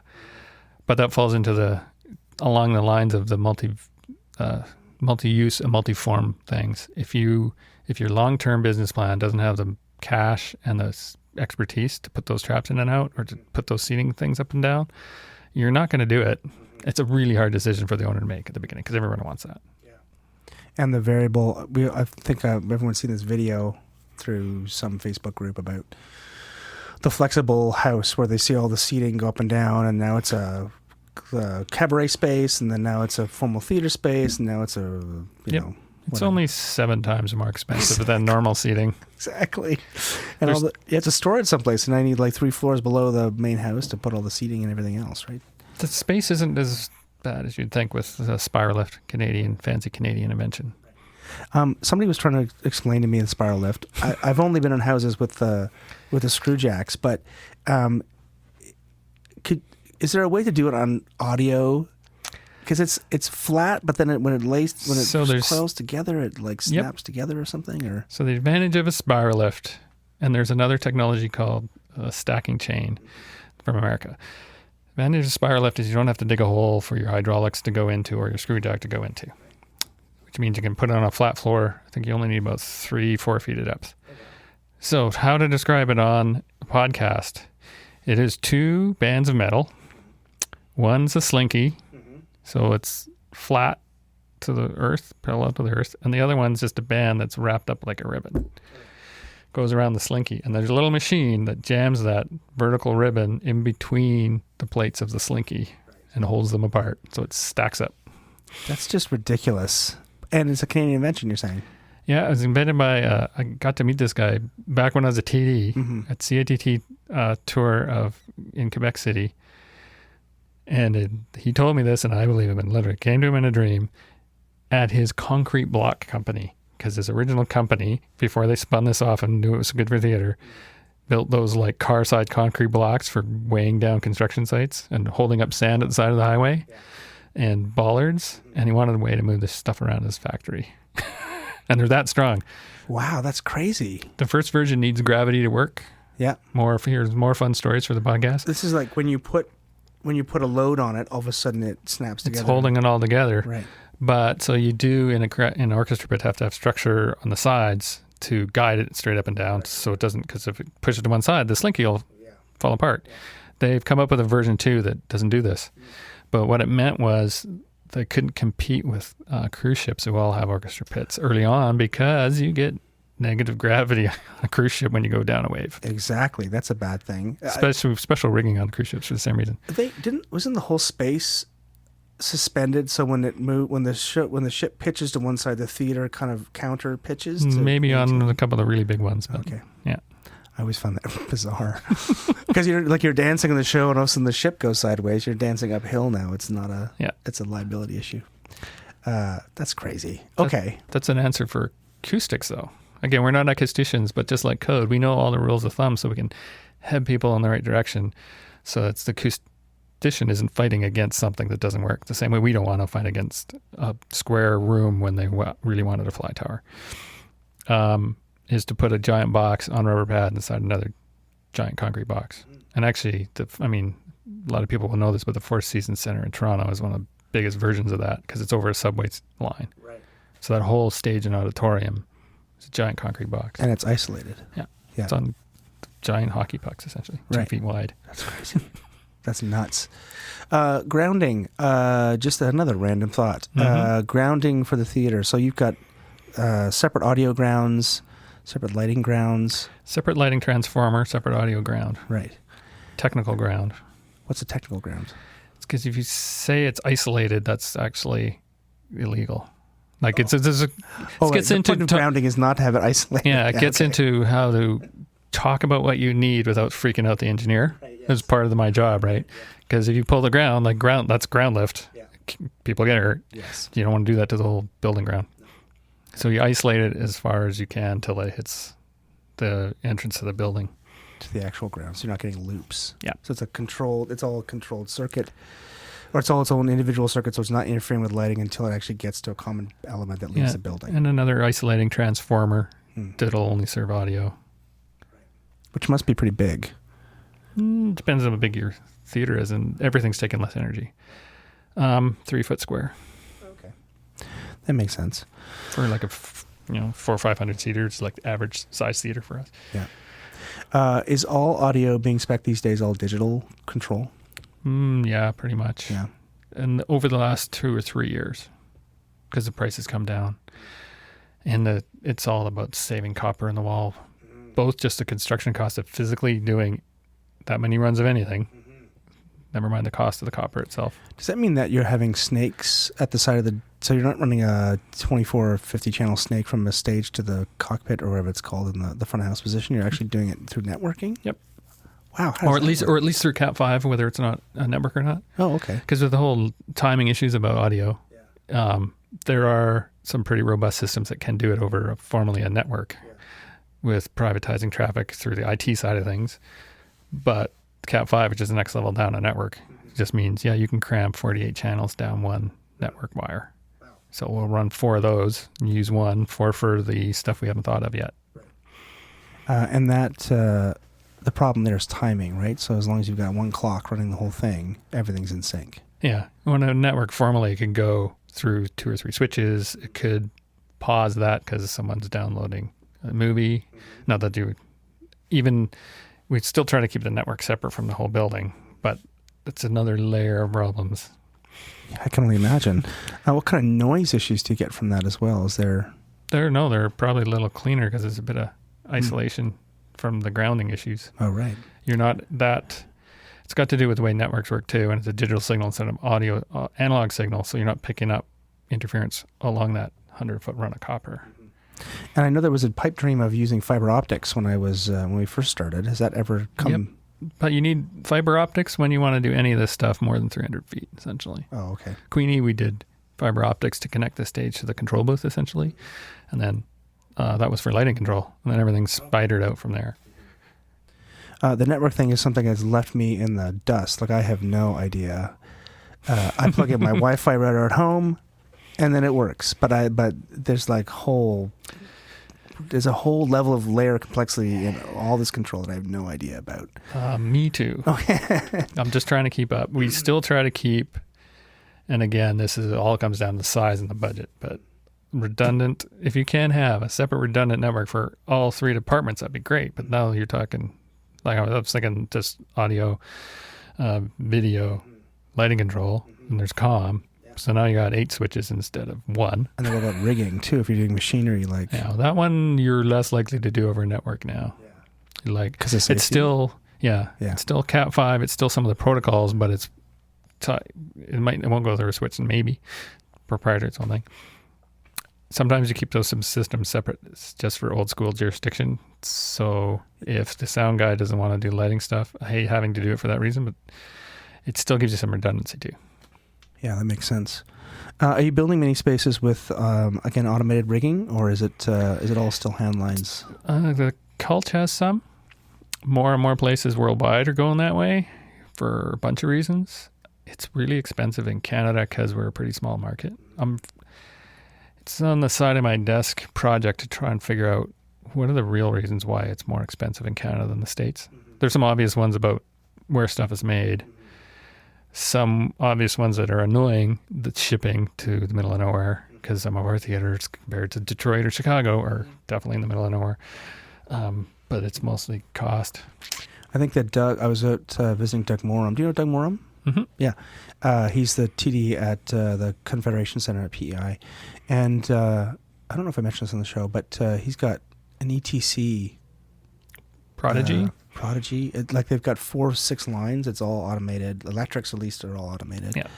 And I think he's got some scenery lines as well that are all automated as well. It's about, we don't like to quote over the air, but it's about right now $25,000 a line set. A line set. Goes down a little bit if you buy a chunk, but That seems like, considering steel and the amount of time you waste like loading arbors and things like that, it seems pretty reasonable. it means, so say you can afford 4. York Theatre is recent, so it's a good example. So that means you can get 6 line sets motorized or 27 manual. Good point. And there's safety around using them during shows. Yeah. And there's ways to do it safely, but you would want to have a full-time stage carpet that knows automation. And there's still the issue of the feel of manually running something. Took us a while to get over it with lighting first, then audio fades. Sometimes you even automate those now. That's going to be next, because it should be predictable anyways, and you should be able to stop it. But there's definitely a manual operation, design-wise, aesthetics-wise. This ramp up and ramp down to match the music is way easier. The question of where do you put the e-stop?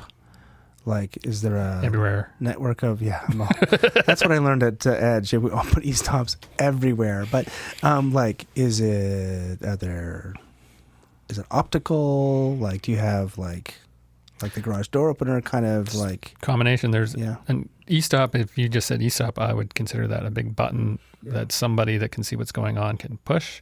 Then there's load sensors, which thank God are getting more and more common even for setups in rock and roll, but they'll put those on automated. So if it does just something stupid like hangs up on a drape, it'll stop. And there's also slackline detectors, which are a simpler way of doing load detection. I think I remember that now. It's been a long time since I've done any rigging.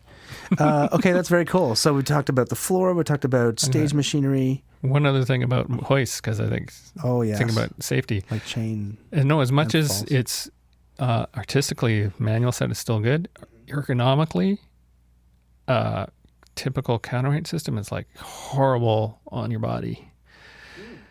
And we've all been doing it for years. You mean to operate? To operate, Yeah. loading. Yeah, loading is a nightmare. 1,000 pounds twisting, hanging over the edge of a catwalk. That's what I did when I first started loading Volkswagen's worth of weight onto. Yeah. And in Denmark, you can't put in normal line sets anymore for health and safety reasons. I think it's Denmark. So they've been transferring the whole country over to automation. Is there a way of automating the weight exchange? Oh, there's yeah. I mean, and some of the big houses will do it with a chain hoist that lifts up the scenery or brings the arbor to an easier place to load, or a line shaft hoist not a line shaft hoist, a capstan hoist on the bottom. So but then you're counting on a machinery to hold something out of weight that you're also going to disconnect later. Whereas the pre-built hoist and chain hoist, it's all kind of, some of the safety stuff's built in. That's fascinating. Okay, awesome. And then we've talked about sound, some audio and some networking. Let's talk about lighting. So back in the day, we've gone from let's just go a quick recap of lighting history. Resistance dimming, where it's all in one place and there's one operator running across a thing, to centralized dimming that's electronically controlled, but now you have patch panels and maybe a company disconnect and or a front of house. Again, the remnants now in these older houses are stage pin connect panels that you would be able to plug all the front of house lighting into the company dimmers. We've gone to dimmer per circuit, and now we're going to LED networked. So we're just running power and networking to things. What are you speccing? Is it a combination of those things? Are you trying to push people towards all LED or all network dimming? What's the certain standard that you're trying to set here? That's all rapidly changed over the last 5 years, and as of now, our first recommendation is all LED, no dimmers. Maybe a handful of backpack dimmers, solo dimmers. If you got a really specific need for an incandescent source, then you can, still control that remotely from your console. But yeah, no, the cost of dimmers and the infrastructure to put it in, and more people are using LEDs anyways. And another one you didn't mention, though, is the change from limelight to incandescent. Oh, yeah. which I think is interesting in this discussion because a lot of the fight back against LED started out as 100% legit and it's getting less and less obvious. Is like, we can't do the same design that we did with incandescent. And technically you're probably right, and a really good eye can probably see it. But there's also a whole lot of stuff you can do with LED you can't do with incandescent, like ultraviolet light, strobing, whatever color you want, instant, like real instant changes. So as long as you get, we still have the aesthetic of wanting that nice gentle fade that we see from incandescent, and whether it's amber shifted or curved at the bottom, as long as you get the quality gear that can do that, there's less and less reasons to use inefficient incandescents. I mean, source 4s and there's discharge lamps are theory incandescent too, and they can be pretty efficient. But anything under, I'd say 30, 40 foot throw now, you can do with, there's 2 or 3 Lecos now that can do it. So not just ETC. I don't know. I have not done any, my apologies to the listeners. I don't know anything about beyond the Series 2 light source from ETC. Yeah. Like, what else is out there? Just recap for us so people, so Well, I know. No, this is fine, and I will. But this is an interesting crossover to what we were at talking about. What can the staff of the theater do? Mm-hmm. And this is one of those ones where I'm going like, okay, I'll tell you what I know, what I've heard, no problem. But if I have a full-time electrician or designer on the company, it's like chances are they're going to know a month before me about the new stuff and have an opinion about whether you need 7 colors of LEDs or not. But there's ETC. It's pretty much still for theater considered standard. Chauvet have a light called the Ovation, and Elation have another one. And then you're stepping down in actual and sometimes perceived quality just of manufacturer as well as different technology. Sure. The ETC has 7 LED colors. The Ovation has 5. I think the Elation has what they call chip on board. So instead of an array of individual LEDs, it's got 3 or 4 colors on a tiny one little chip. Yeah. It's remarkable that Chauvet that's a French company, I think European. Well, they've been in the past, because they're tied in with the American DJ, have been known historically as a DJ quality, and they created a division called Chauvet Pro, and they make some good stuff. And they just bought Champsys controls. Oh wow! Okay, that's crazy. There's all these names I've not thought about for years. That's awesome. I mean, the moving light stuff. Are you speccing any in the larger venues? Any kind of movers, like moving heads at all, or? Again, as you said, as things changed over the last 5 years, and to put a kid in, I now actually even a high school, we'll put in 2 or 4 movers. There's a couple of reasons for that in high school. In general, people are using them. I have to remind myself on every new inventory I do that an IQ is actually still a really cool thing, like bang for buck. But unless you're 100% producing house, you're going to do a rock show, and they're going to want some movers.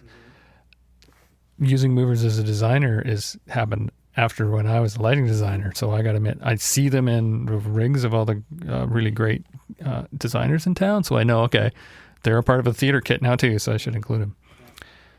For high schools, there's been lots of issues over safety of working at heights, especially in BC. I think Ontario, Alberta's starting to pick up on this.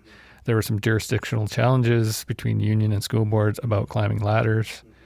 So we're doing more and more tension wire grids, which have pluses and minuses, but are generally more safer than a catwalk. And this is, you're walking on a tension. You're walking on a tennis racket. Yeah. So you still got to protect the edges. You can put a wheelchair on there if you put plywood down, but there's some minor accessibility issues.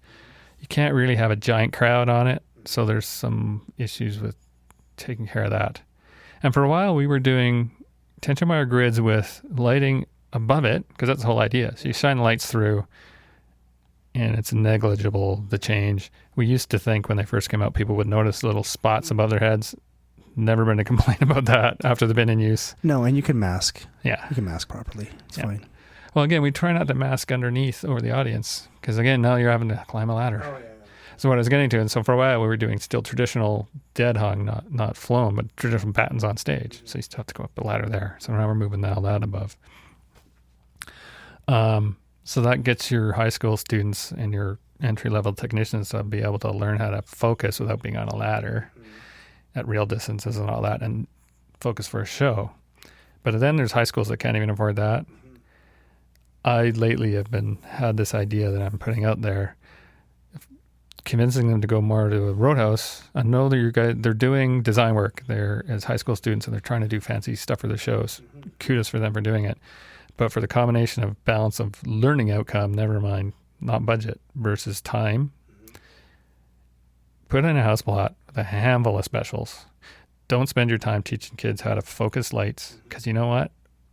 Once you're out of high school and you're working at Christie Lights or wherever the other rental companies are, you can actually learn how to focus a light pretty quick. The creative stuff's happening at the console. So put up a house plot. Now that we have color, LEDs are color changers. That's another advantage. Throw a couple of movers in, because half of these students, if they stay in tech, are not going to be in theater. They're going to be in events. They're going to learn so much more sitting at the console from a design perspective that I think you get more, again, bang for your time educationally that way. So that's why, long story, why I try to afford to put movers into schools. And the schools are small studios, 15, 25-foot throw. So there's lots of even LED sources now that can totally pull that off. That's true. Yeah, you don't need a giant VL something or one of the big Claypacky nightmares, which are beautiful, but you're throwing 15 feet. You're not in a rock venue where you're throwing 60 feet down and then you have to light the stage. Our bigger challenge is to find wide enough lensing. Yeah, that's true. Yeah, that's very true. Wow, that's great. Is there a good LED Fresnel yet? Elation makes something called a Fuse. Okay. And ETC make a lens for their body of all their LED engines. Oh, okay. That you can barn door. Oh, okay. So it's like another bugaboo of mine. Parnell kind of. Yeah, is telling people all those other things are great. They're wash lights. They're like park end replacements. There's only a few things that can do what a Fresnel is. And me being the one sticking back with do it the way we used to, I still think barn dooring your wash lights, your Fresnels, is very, very useful.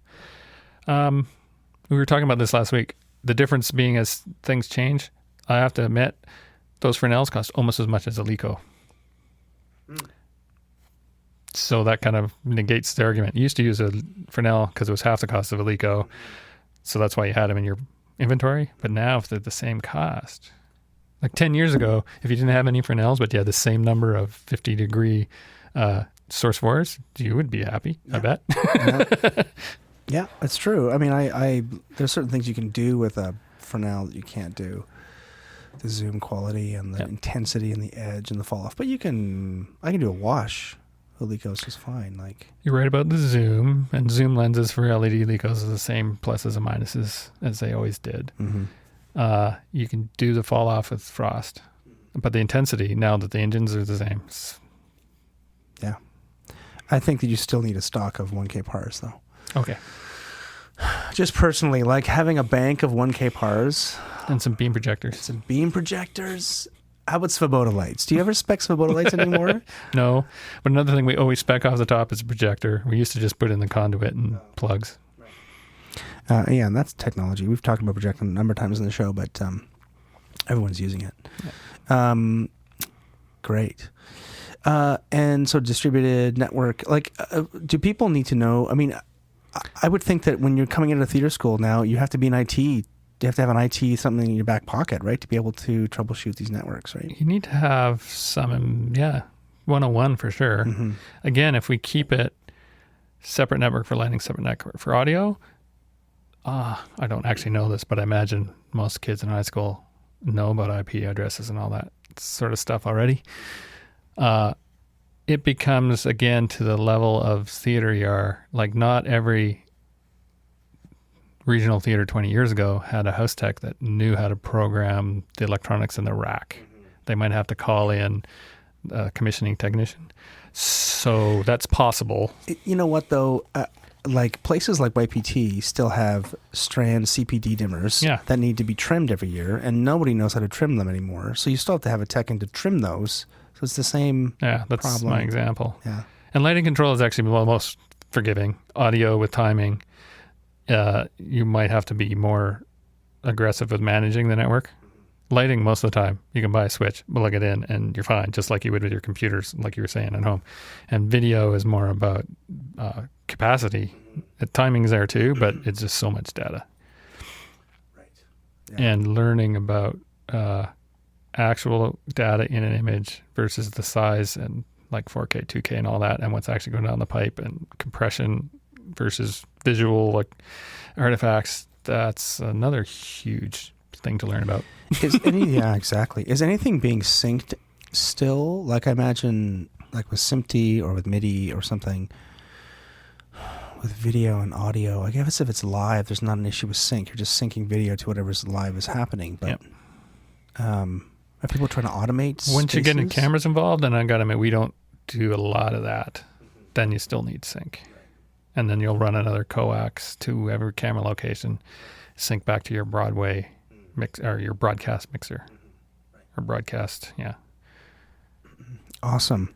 All right. So that was a great discussion. Is there anything that we missed that we didn't talk about that you as part of your job as a design consultant or a theater consultant that we haven't talked about? I'm sure there's a bunch. Because it's interesting trying to chat, and it's good that it's a chat about how does the process work. Because we talked mostly about how the team's assembled, and that is different all the time. The big thing, or not a big thing, but one of the things about process is interesting. I talked about iteration, and it's part of the architectural way of doing things. And in the construction way of doing things, where we'll do an estimate early on that's got huge contingencies, and it gets smaller and smaller as we go, which also means we learn to acknowledge that schematic design would be a step along the way. Where we've talked about almost everything in the building, but at a high level. Kind of like preliminary design, maybe in theater context. And then you, depending on how fast the project is, you have 2 or 3 more steps, 60, 70, 80%, and refining as you go. That's the kind of interesting part of the process but if you don't get the big numbers in the beginning, it's really hard to add them in at the end. So whether it's square footage or dollars. And at the beginning, they're pretty much equivalent. It's when I was a TD and PM, most of my work was regional size theater, so it was pretty much 6-month projects. Like it's actually pretty short. So if you got into the nitty gritty about how much every screw cost in the beginning, you didn't feel like you're wasting your time. With us, it's like it's sometimes hard to not do that. We got to pull back and say, no, the fact that we're pricing the whole building at $700 a square foot, even though we know storage spaces don't cost that, but the seating is going to cost more. It's like it's all built into the process. Your first budget on a big construction project is like plus or minus 50% or more. Wow. Okay. That's a good tip for the client to go, don't freak out. Yeah. Because there's a lot of unknowns until you get further down the process, right? And it's still considered a contingency, because what happens is, so you get further down the process, and that's why it's schematic design. It might be 25% because you've done more detail, and then you will, especially on a $1 million project, send it out to yet another consultant, a quantity surveyor or a cost consultant. Okay, now wait a second. What is that like what do they do? They are a construction field, and they got certifications, like accountants have certifications, that they all follow a similar process, which is how to turn a set of drawings by square footage and wall sizes and finishes into a trusted cost estimate. Right. And actually, like a cost estimate is like a specific term. Right. We will always say we will give you a budget. Because if you say you give someone a cost estimate, it's like a formal thing, and they can say, actually, instead of being out by 25%, you're out by a bunch. And then you're liable for that. Yeah. So a QS will know construction across from us to hospitals to office buildings, so that when they look at double thick drywall wall, and there's this many walls, okay, we know how much that costs. And in the process for it, and this is less my expertise, but for the owner side on the financial, they'll break it down both by square feet and this much for this kind of work and this much for that kind of work, and help schedule it out. One of the things we did not talk about was any kind of acoustic design. And I know you're not an acoustician, but A theater that shall remain nameless, but everyone in Toronto will know what I'm talking about, was just broken up into two different spaces. It used to be a Pross House, and they went, nah, it's too big. We don't need another 2,000-seat theater. Is that the north side of Toronto? It's in the north side of Toronto.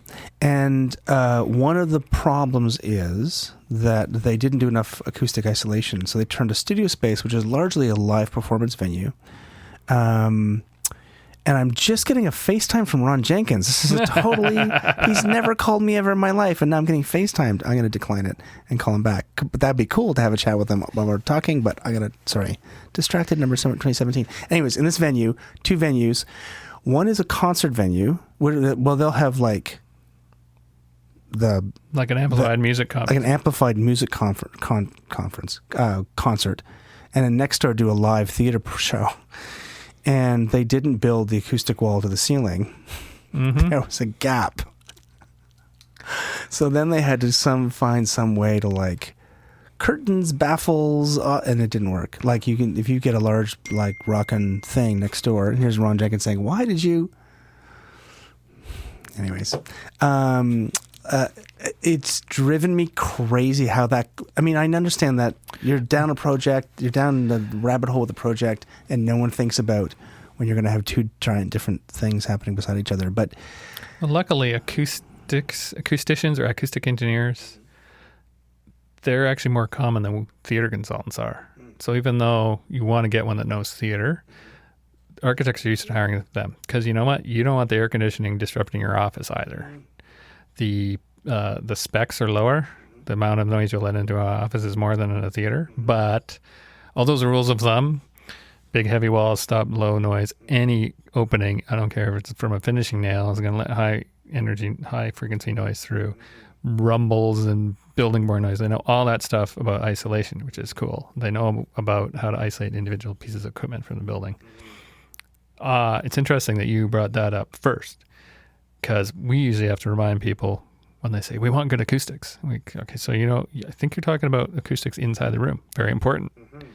But it's a small part of what the acoustic engineer does.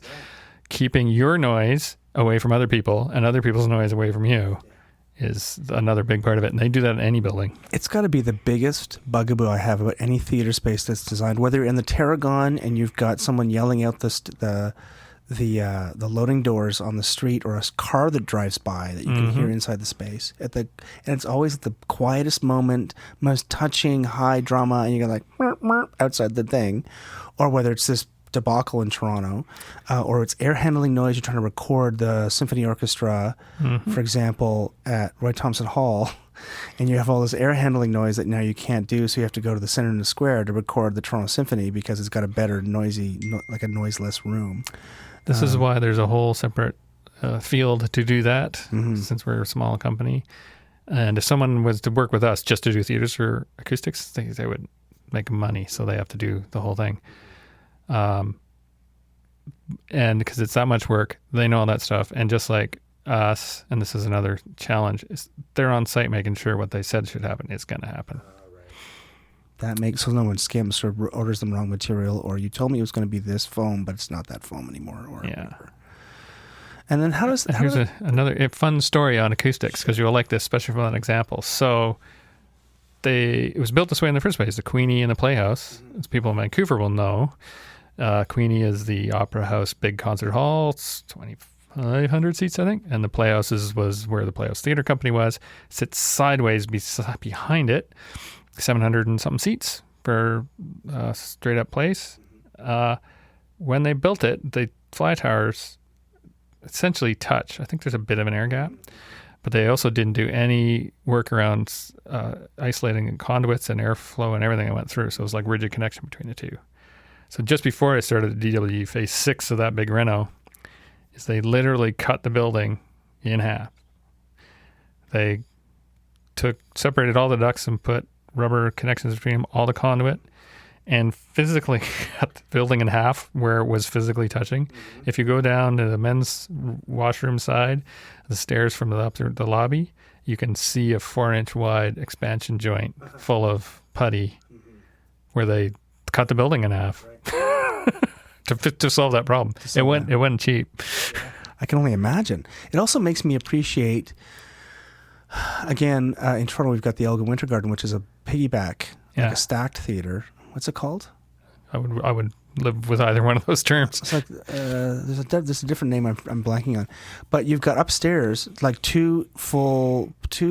I mean, one's a medium, one's a full-sized kind of proscenium houses with fly towers. One's a hemp house, one's a full fly house. They are acoustically isolated. Like I've never had problems, and there's been a musical downstairs, and there's been a thing upstairs, and this was built in 1910 or something, or 1922, and we're still like they figured it out. They knew how to isolate them acoustically then and build, through empiric knowledge, these beautiful places. But Theater consulting became a field in the 60s. Richard Pilbrow, amongst others, who started it by essentially seeing what you saw and then looking at everything that's built in the 40s and 50s and going, why the hell are we doing this? Exactly. And stuck up for theater and said, we need to start advising building designers that they can't be doing this crap anymore. Oh, it also reminds me, again, this will be one of the last questions I ask, but because of the current expectation of amplification in most larger houses, like you're not going to do a musical with a pit band without being amplified. In fact, a lot of the times they're amplifying, there's area mics on stage to amplify spoken word theater in the larger houses because it wasn't, well, for whatever reason, we're just here differently now. We've set a different expectation from the audience. Are people building venues to be amplified now, or are they still building venues where you can sit on downstage right and everyone in a 2,000 seat space can hear you if you know how to project? Like, are those choices different now than they were before? I wouldn't say they're different. We still expect to be able to do spoken voice and hear it everywhere. And that's part of I said, the interior acoustics of the room and having the right balance of the right kind of reflections. And most of the ones where we have a acoustician on board of like 2 or 3 firms that are really good at it, still not a problem. But the flip side is we also design to, in that same space, put in a really loud rig, which means, because there are 2 different uses. The classic in the Queenie is like this, and Aeroacoustics were the acoustic people in there, and they won some awards, wrote some articles about it. Rock venue that's also opera house, because opera still won't mic and it's a bigger house. How do you make both those people happy? Because the rock house wants no reflections because everything's so loud, and the opera wants very balanced reflections. Not to mention a band in the pit that has to be heard, like a 100-piece orchestra for Wagner or whatever, that has to be heard in the entire house from the pit, which is not necessarily an acoustically. I mean, it is an acoustically designed space, but it's a hole in the floor. Yeah. So this might be obvious. Some people think about it because we do this all the time, but the relatively inexpensive way to try and cover that basis without doing high-end measure or prediction measurements ahead of time, like for studios and stuff, is you wrap curtains around the walls so that the owners can then go and experiment after. But you kind of want to do both because the shape of the walls have got a bit to do with it, and frequencies are different. In our role, plug a bit more about what we do, because people say, oh, you're not an acoustician. It's like, yeah, but what the acoustician will do is work out reverb time where you might want reflective, diffusive, or absorptive stuff. Maybe give some examples and hand that over to the architect, again, for the interior design people to try to work it in. Because placement can be precise, but a lot of it is generally on that wall. 75% of it has to be soft. So if we're on board, then that information can come to us and we can say, great, we know how to do it with the curtains. We know how to do it with some acoustic panels, and we can spec that and help with that too. And if it's at the rule of thumb level, and there's no acoustician, then we'll try and figure it out on our own. Artec Solution. I keep talking about Artec. It's the only company I know. There are houses that I worked in that I know are Artec consultants. They do this banner curtain thing where they can, and the center is a good example of this in Kitchener, Ontario, where for theater production, the banners, which are all automated, will go to the floor and cover all the walls up, and then when they get the orchestra in there, all the banners go to the ceiling, so it's more of a reverb room. They've got, like, even behind the boxes in the mezzanine or the loges on the side, they've got curtains that draw, that open and close, and so the space kind of configures differently. But so the Chan Center is like one of my favorite, very, very expensive buildings that I've got to tour. just because it was the Smith Center. They also have the doors and the third balcony are all automated, so they can open them up. It's essentially, so if they're closed, they're reflective. If they open them up, it goes into a soft vestibule that absorbs some sound. Actually, the Jack Singer has a version of that too on the sides. It's just doors that open these huge volumes of space to add reverb. Actually, it kind of goes in there and gets longer. Oh, like the way they used to do reverb. Yeah, exactly. Like a reverb chamber. Yeah. That's crazy. Okay, I think we've gotten down that rabbit hole a little too far. This has been terrific. Now, is there considering that some of the audience that we work with here on the Title Block is that they are in their undergrad, they're 2-3 years into learning about theater in general. From my experience in and knowledge of theater consultancy, a lot of the career paths are very varied. Are varied to this kind of consultant position. Does anybody ever want to come out of theater school and become a theater consultant, or is this something that happens after you've had some experience? Not until they've done it, and that's only because we just hired for our first. Well, we had some full-time drafting assistants a while ago, and then things got slow, and they went and found other work. I just hired the first one, and he came right out of York University, and he didn't think so until he started working here, and now he's saying, "Can I hang around? Can I hang around?" Mm-hmm. The trick is, and from my perspective and the way we run our business is, you still need that on the stage, behind the console experience a bit, because that's the whole point of us being here, is to bring that knowledge in. I've now been doing it long enough, I have to reach out to people. Like Alan Brody's giving me advice on house plots, and John Weber's done house plots for me, and I got other audio guys, and I'm going I think this is what you guys are doing with wireless mic setups now. Am I on the right? So you can't come in with none of that knowledge. It's kind of like you also got to know what you don't know and know who to ask to fill in the holes. So to be a theater consultant right out of school would be tough. Yeah. But to become a project assistant at one of the medium-sized firms, those jobs come up every once in a while. And there's where you need technical paperwork and drafting skills. Sorry, but I had to explain to Riley. We debated about what his title would be, and he said, "Can I be a junior consultant?" And I just said, "No, man. It took me 20 years to be called a consultant. You're going to have to wait a while." You just got to pay your dues. That hasn't changed in the business. Well, that's great. Anything else that we haven't talked about that you think we should talk about? Yeah, the last thing about the process, just so that we covered some of the final steps about what we do, because it's not the design work, so it's kind of doesn't totally fit into the channel, but we had all that process and all the budget checks and that, where you go and get to final documents and you hire someone to build a building. Another big part of what we do, I've kind of alluded to it, but is to go on site and say both what you did is what we specified, and as any project changes, for other reasons we had to move that wall. Great, so the stuff that was on that wall, don't move it with the wall because now it's in the wrong place. And all those things on site. And that's one of the other challenges on being the extra officially not required consultant, is to explain to people, we think you should pay us to come out once a month or whatever it is, as opposed to twice, especially when you're working in Grand Prairie and the Yukon and Kamloops. And that reminds me, if you're a TD who's overseeing the build of a new space or the renovation, what should your expectations be of your theater consultant, and how can you both make their job easier, but what do you have to do to make sure they have the information they need to serve you properly? In the early design work, all those steps, whether the project's decided it'll be 3 or 7, with the whole architect team, we'll send you the design as much as it's finished and want you to review it. And number one is, have a look. Because the further along you go, the harder it is to make changes, and even small changes get more and more expensive.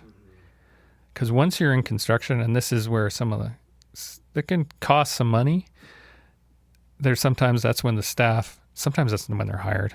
They weren't allowed to be in the design. They'll come in and they'll start talking directly to the construction guys. And that, first off, just takes up more time. And it's a drag for those TDs. They don't have the authority to change on the site because it has to go through the official owner. Because if you ask an electrician to move a bunch of conduit, he's going to say, yeah, the owner's representative said I should do it. And I did it. And that was $10,000 worth of work. Yeah, or it doesn't meet code now, or it doesn't solve the problem we were trying to solve the problem. Or creates another problem. Yeah. I mean, it can be annoying because the speed is way different. Yeah. On a good project, some of that stuff can get turned over in a week or 2 weeks. On really bureaucratic projects with many layers of owner up into government, it might take months, and it's hard to trust. And you know what? It's also not always going to happen, whether it's for money or it was too late or whatever. It also, every project goes long. One of the things we're expected to do in theater is Wednesday's opening night. There's an audience coming. They're going to see what's on stage. Yeah. So you better make sure it's like, we can't push it to Thursday when we run out of paint time or someone gets sick.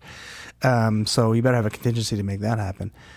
In these larger scale projects, like it's a soft opening. Unless they've got a season that they're planning to open in September. Like, I guess that's the only time when you get a bit more pressure. They're always going to slide a little bit. Mm-hmm. I hate having to admit it, but it's going to happen. So that comes down to the project management early on with your architect, and whether you're doing project management or, again, you can hire someone just to look after the schedule. Try to leave enough time in there. And we always tell our clients too, it's like, plan to have the building finished 3 months before you want to be in it. And I mean walking in it, not having a show, to allow some time and contingency. And then once you're in, we try to tell our clients, and it's hard because you need to start making money. Don't have a show for 3 months. Like, you got to figure out how all the doors work. You got to figure out where the thermostats are. If it's a new building and a new TD, you want the gear guys to figure out how all this equipment works. And it's not all going to work. There's going to be some glitches, and you want to figure those out before you have a proper show. So maybe you do a hard hat show or a soft cabaret thing to introduce people. But it's hard to do that. We've had buildings open under fire watch because the construction got so far, all that contingency was built in, but the show was sold. Then you get into the fights, and that's on the contract side, which we definitely won't go down the rabbit hole of like, depending how the contractor is written up, there's a good chance. And now your contractor is losing money hand over fist because he didn't meet the schedule. He's paying for a fireman to be at your show. Boy, does he want to be out of there in a hurry. So making sure things are done right becomes even more and more important. Yeah, that's a whole other part of the problem. Like, I don't know the first thing about construction. So interesting. Safety designing. So there's two different things we can talk about. We talk about safety, designing safety into the system, and then environmentally friendly design. We talked about this LEED project, but even within theater, there might be a push to save money or to be more environmentally friendly, using less energy, or designing a space differently. Like within the theater space, designing it differently, reusable materials, or like seat covering that's not all synthetic, or like all that material stuff is usually would be driven by the owner and architect if they want to do that, and they might. Shapes of rooms hasn't been much, but introducing stuff like less energy, really, and actually we're still working on just to chat the specific about lighting. Okay, so we're not dimmer per circuit. So how many circuits do we actually put in? Especially if it's a reno. I got a few current jobs that are going like, we could just abandon some of those and not buy the relays for them. Save the resources that are going in to build that stuff and all that. But you're used to the flexibility, so you want to, and you can afford it. So I say yes. Windows and spaces to save energy on lighting and to be more ergonomically, again, the black box thing. That's becoming more and more common. With controls over them, which is a tricky one to get right, but we do more and more venues and rehearsal halls with windows. That's certainly. I remember the day we unsealed the windows at Blythe. Because there's windows in the front I talk about of the house. that all the time. Yeah. And you're like, what happened in here? I'm like, I can see things. It look like you feel better working in the space during the day with the windows open in the front of house. And it seems like that used to be a thing at the turn of the century. They were built with windows because of electricity and and then they bricked them up, or they boarded them up, or they plastered them over, and like it goes a long way. Like, would you ever build a building with a skylight, or a clerestory, or like a lantern in the middle of it to let window Yep. light in during the day, right? Yep. I mean, there's two classic examples. One most people know because I think the Today Show or one of those crazy shows is the Jazz Center in New York City. The whole back wall is a window onto Central Park. And there's a concert hall in Banfield in BC, same thing. Now it's a concert hall, so there's different, it's less of an issue, but the whole back wall is open out to the ocean. It's beautiful. That's awesome. That must be a heating, that's a whole HVAC thing, because now you have to get double glazed HVAC windows and envelope and yeah, sound.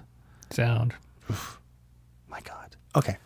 Well, I think we have to end it there. I could talk Okay. about another hour with you about Oh, this yeah, stuff. sure.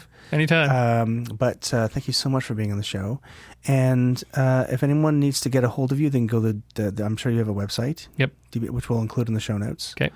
And this is not like I haven't done this to sort of promote DWD Theater Design and Consulting, but I think what you're doing here is fantastic, Oh, and it thanks. sounds like you've got your client as your main focus, and congratulations on all that work.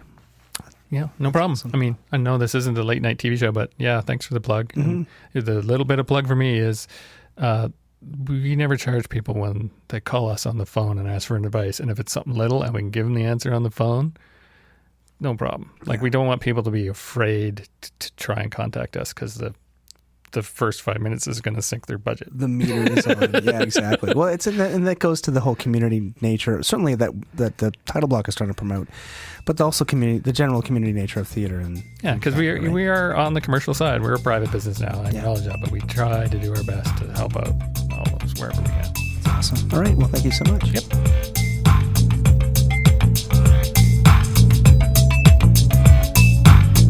That was technical director and theater consultant Scott Miller speaking with me in his office in Vancouver, BC in December of 2018. Next time, costume designer Mara Gottler. The music for this podcast is by Vern Good with voiceover by Gabriel Cropley. Please go to Apple Podcasts and give us a review. It'll help get the word out about this podcast and share the history of theater design in Canada. And you can follow us on Twitter at TheTitleBlockCA and on Facebook.com/TheTitleBlockPodcast. You can send comments and requests by email to TheTitleBlock@gmail.com. And don't forget that if you like the show, please support us on Patreon.com. Feel free to share this with your friends, colleagues, students, and teachers, or listen to it while you load Volkswagens. Yes, Volkswagens worth of steel bricks onto arbors in your double purchase house and wonder if there has to be a better way. I'm Michael Cruz, and I will see you next time on The Title Block.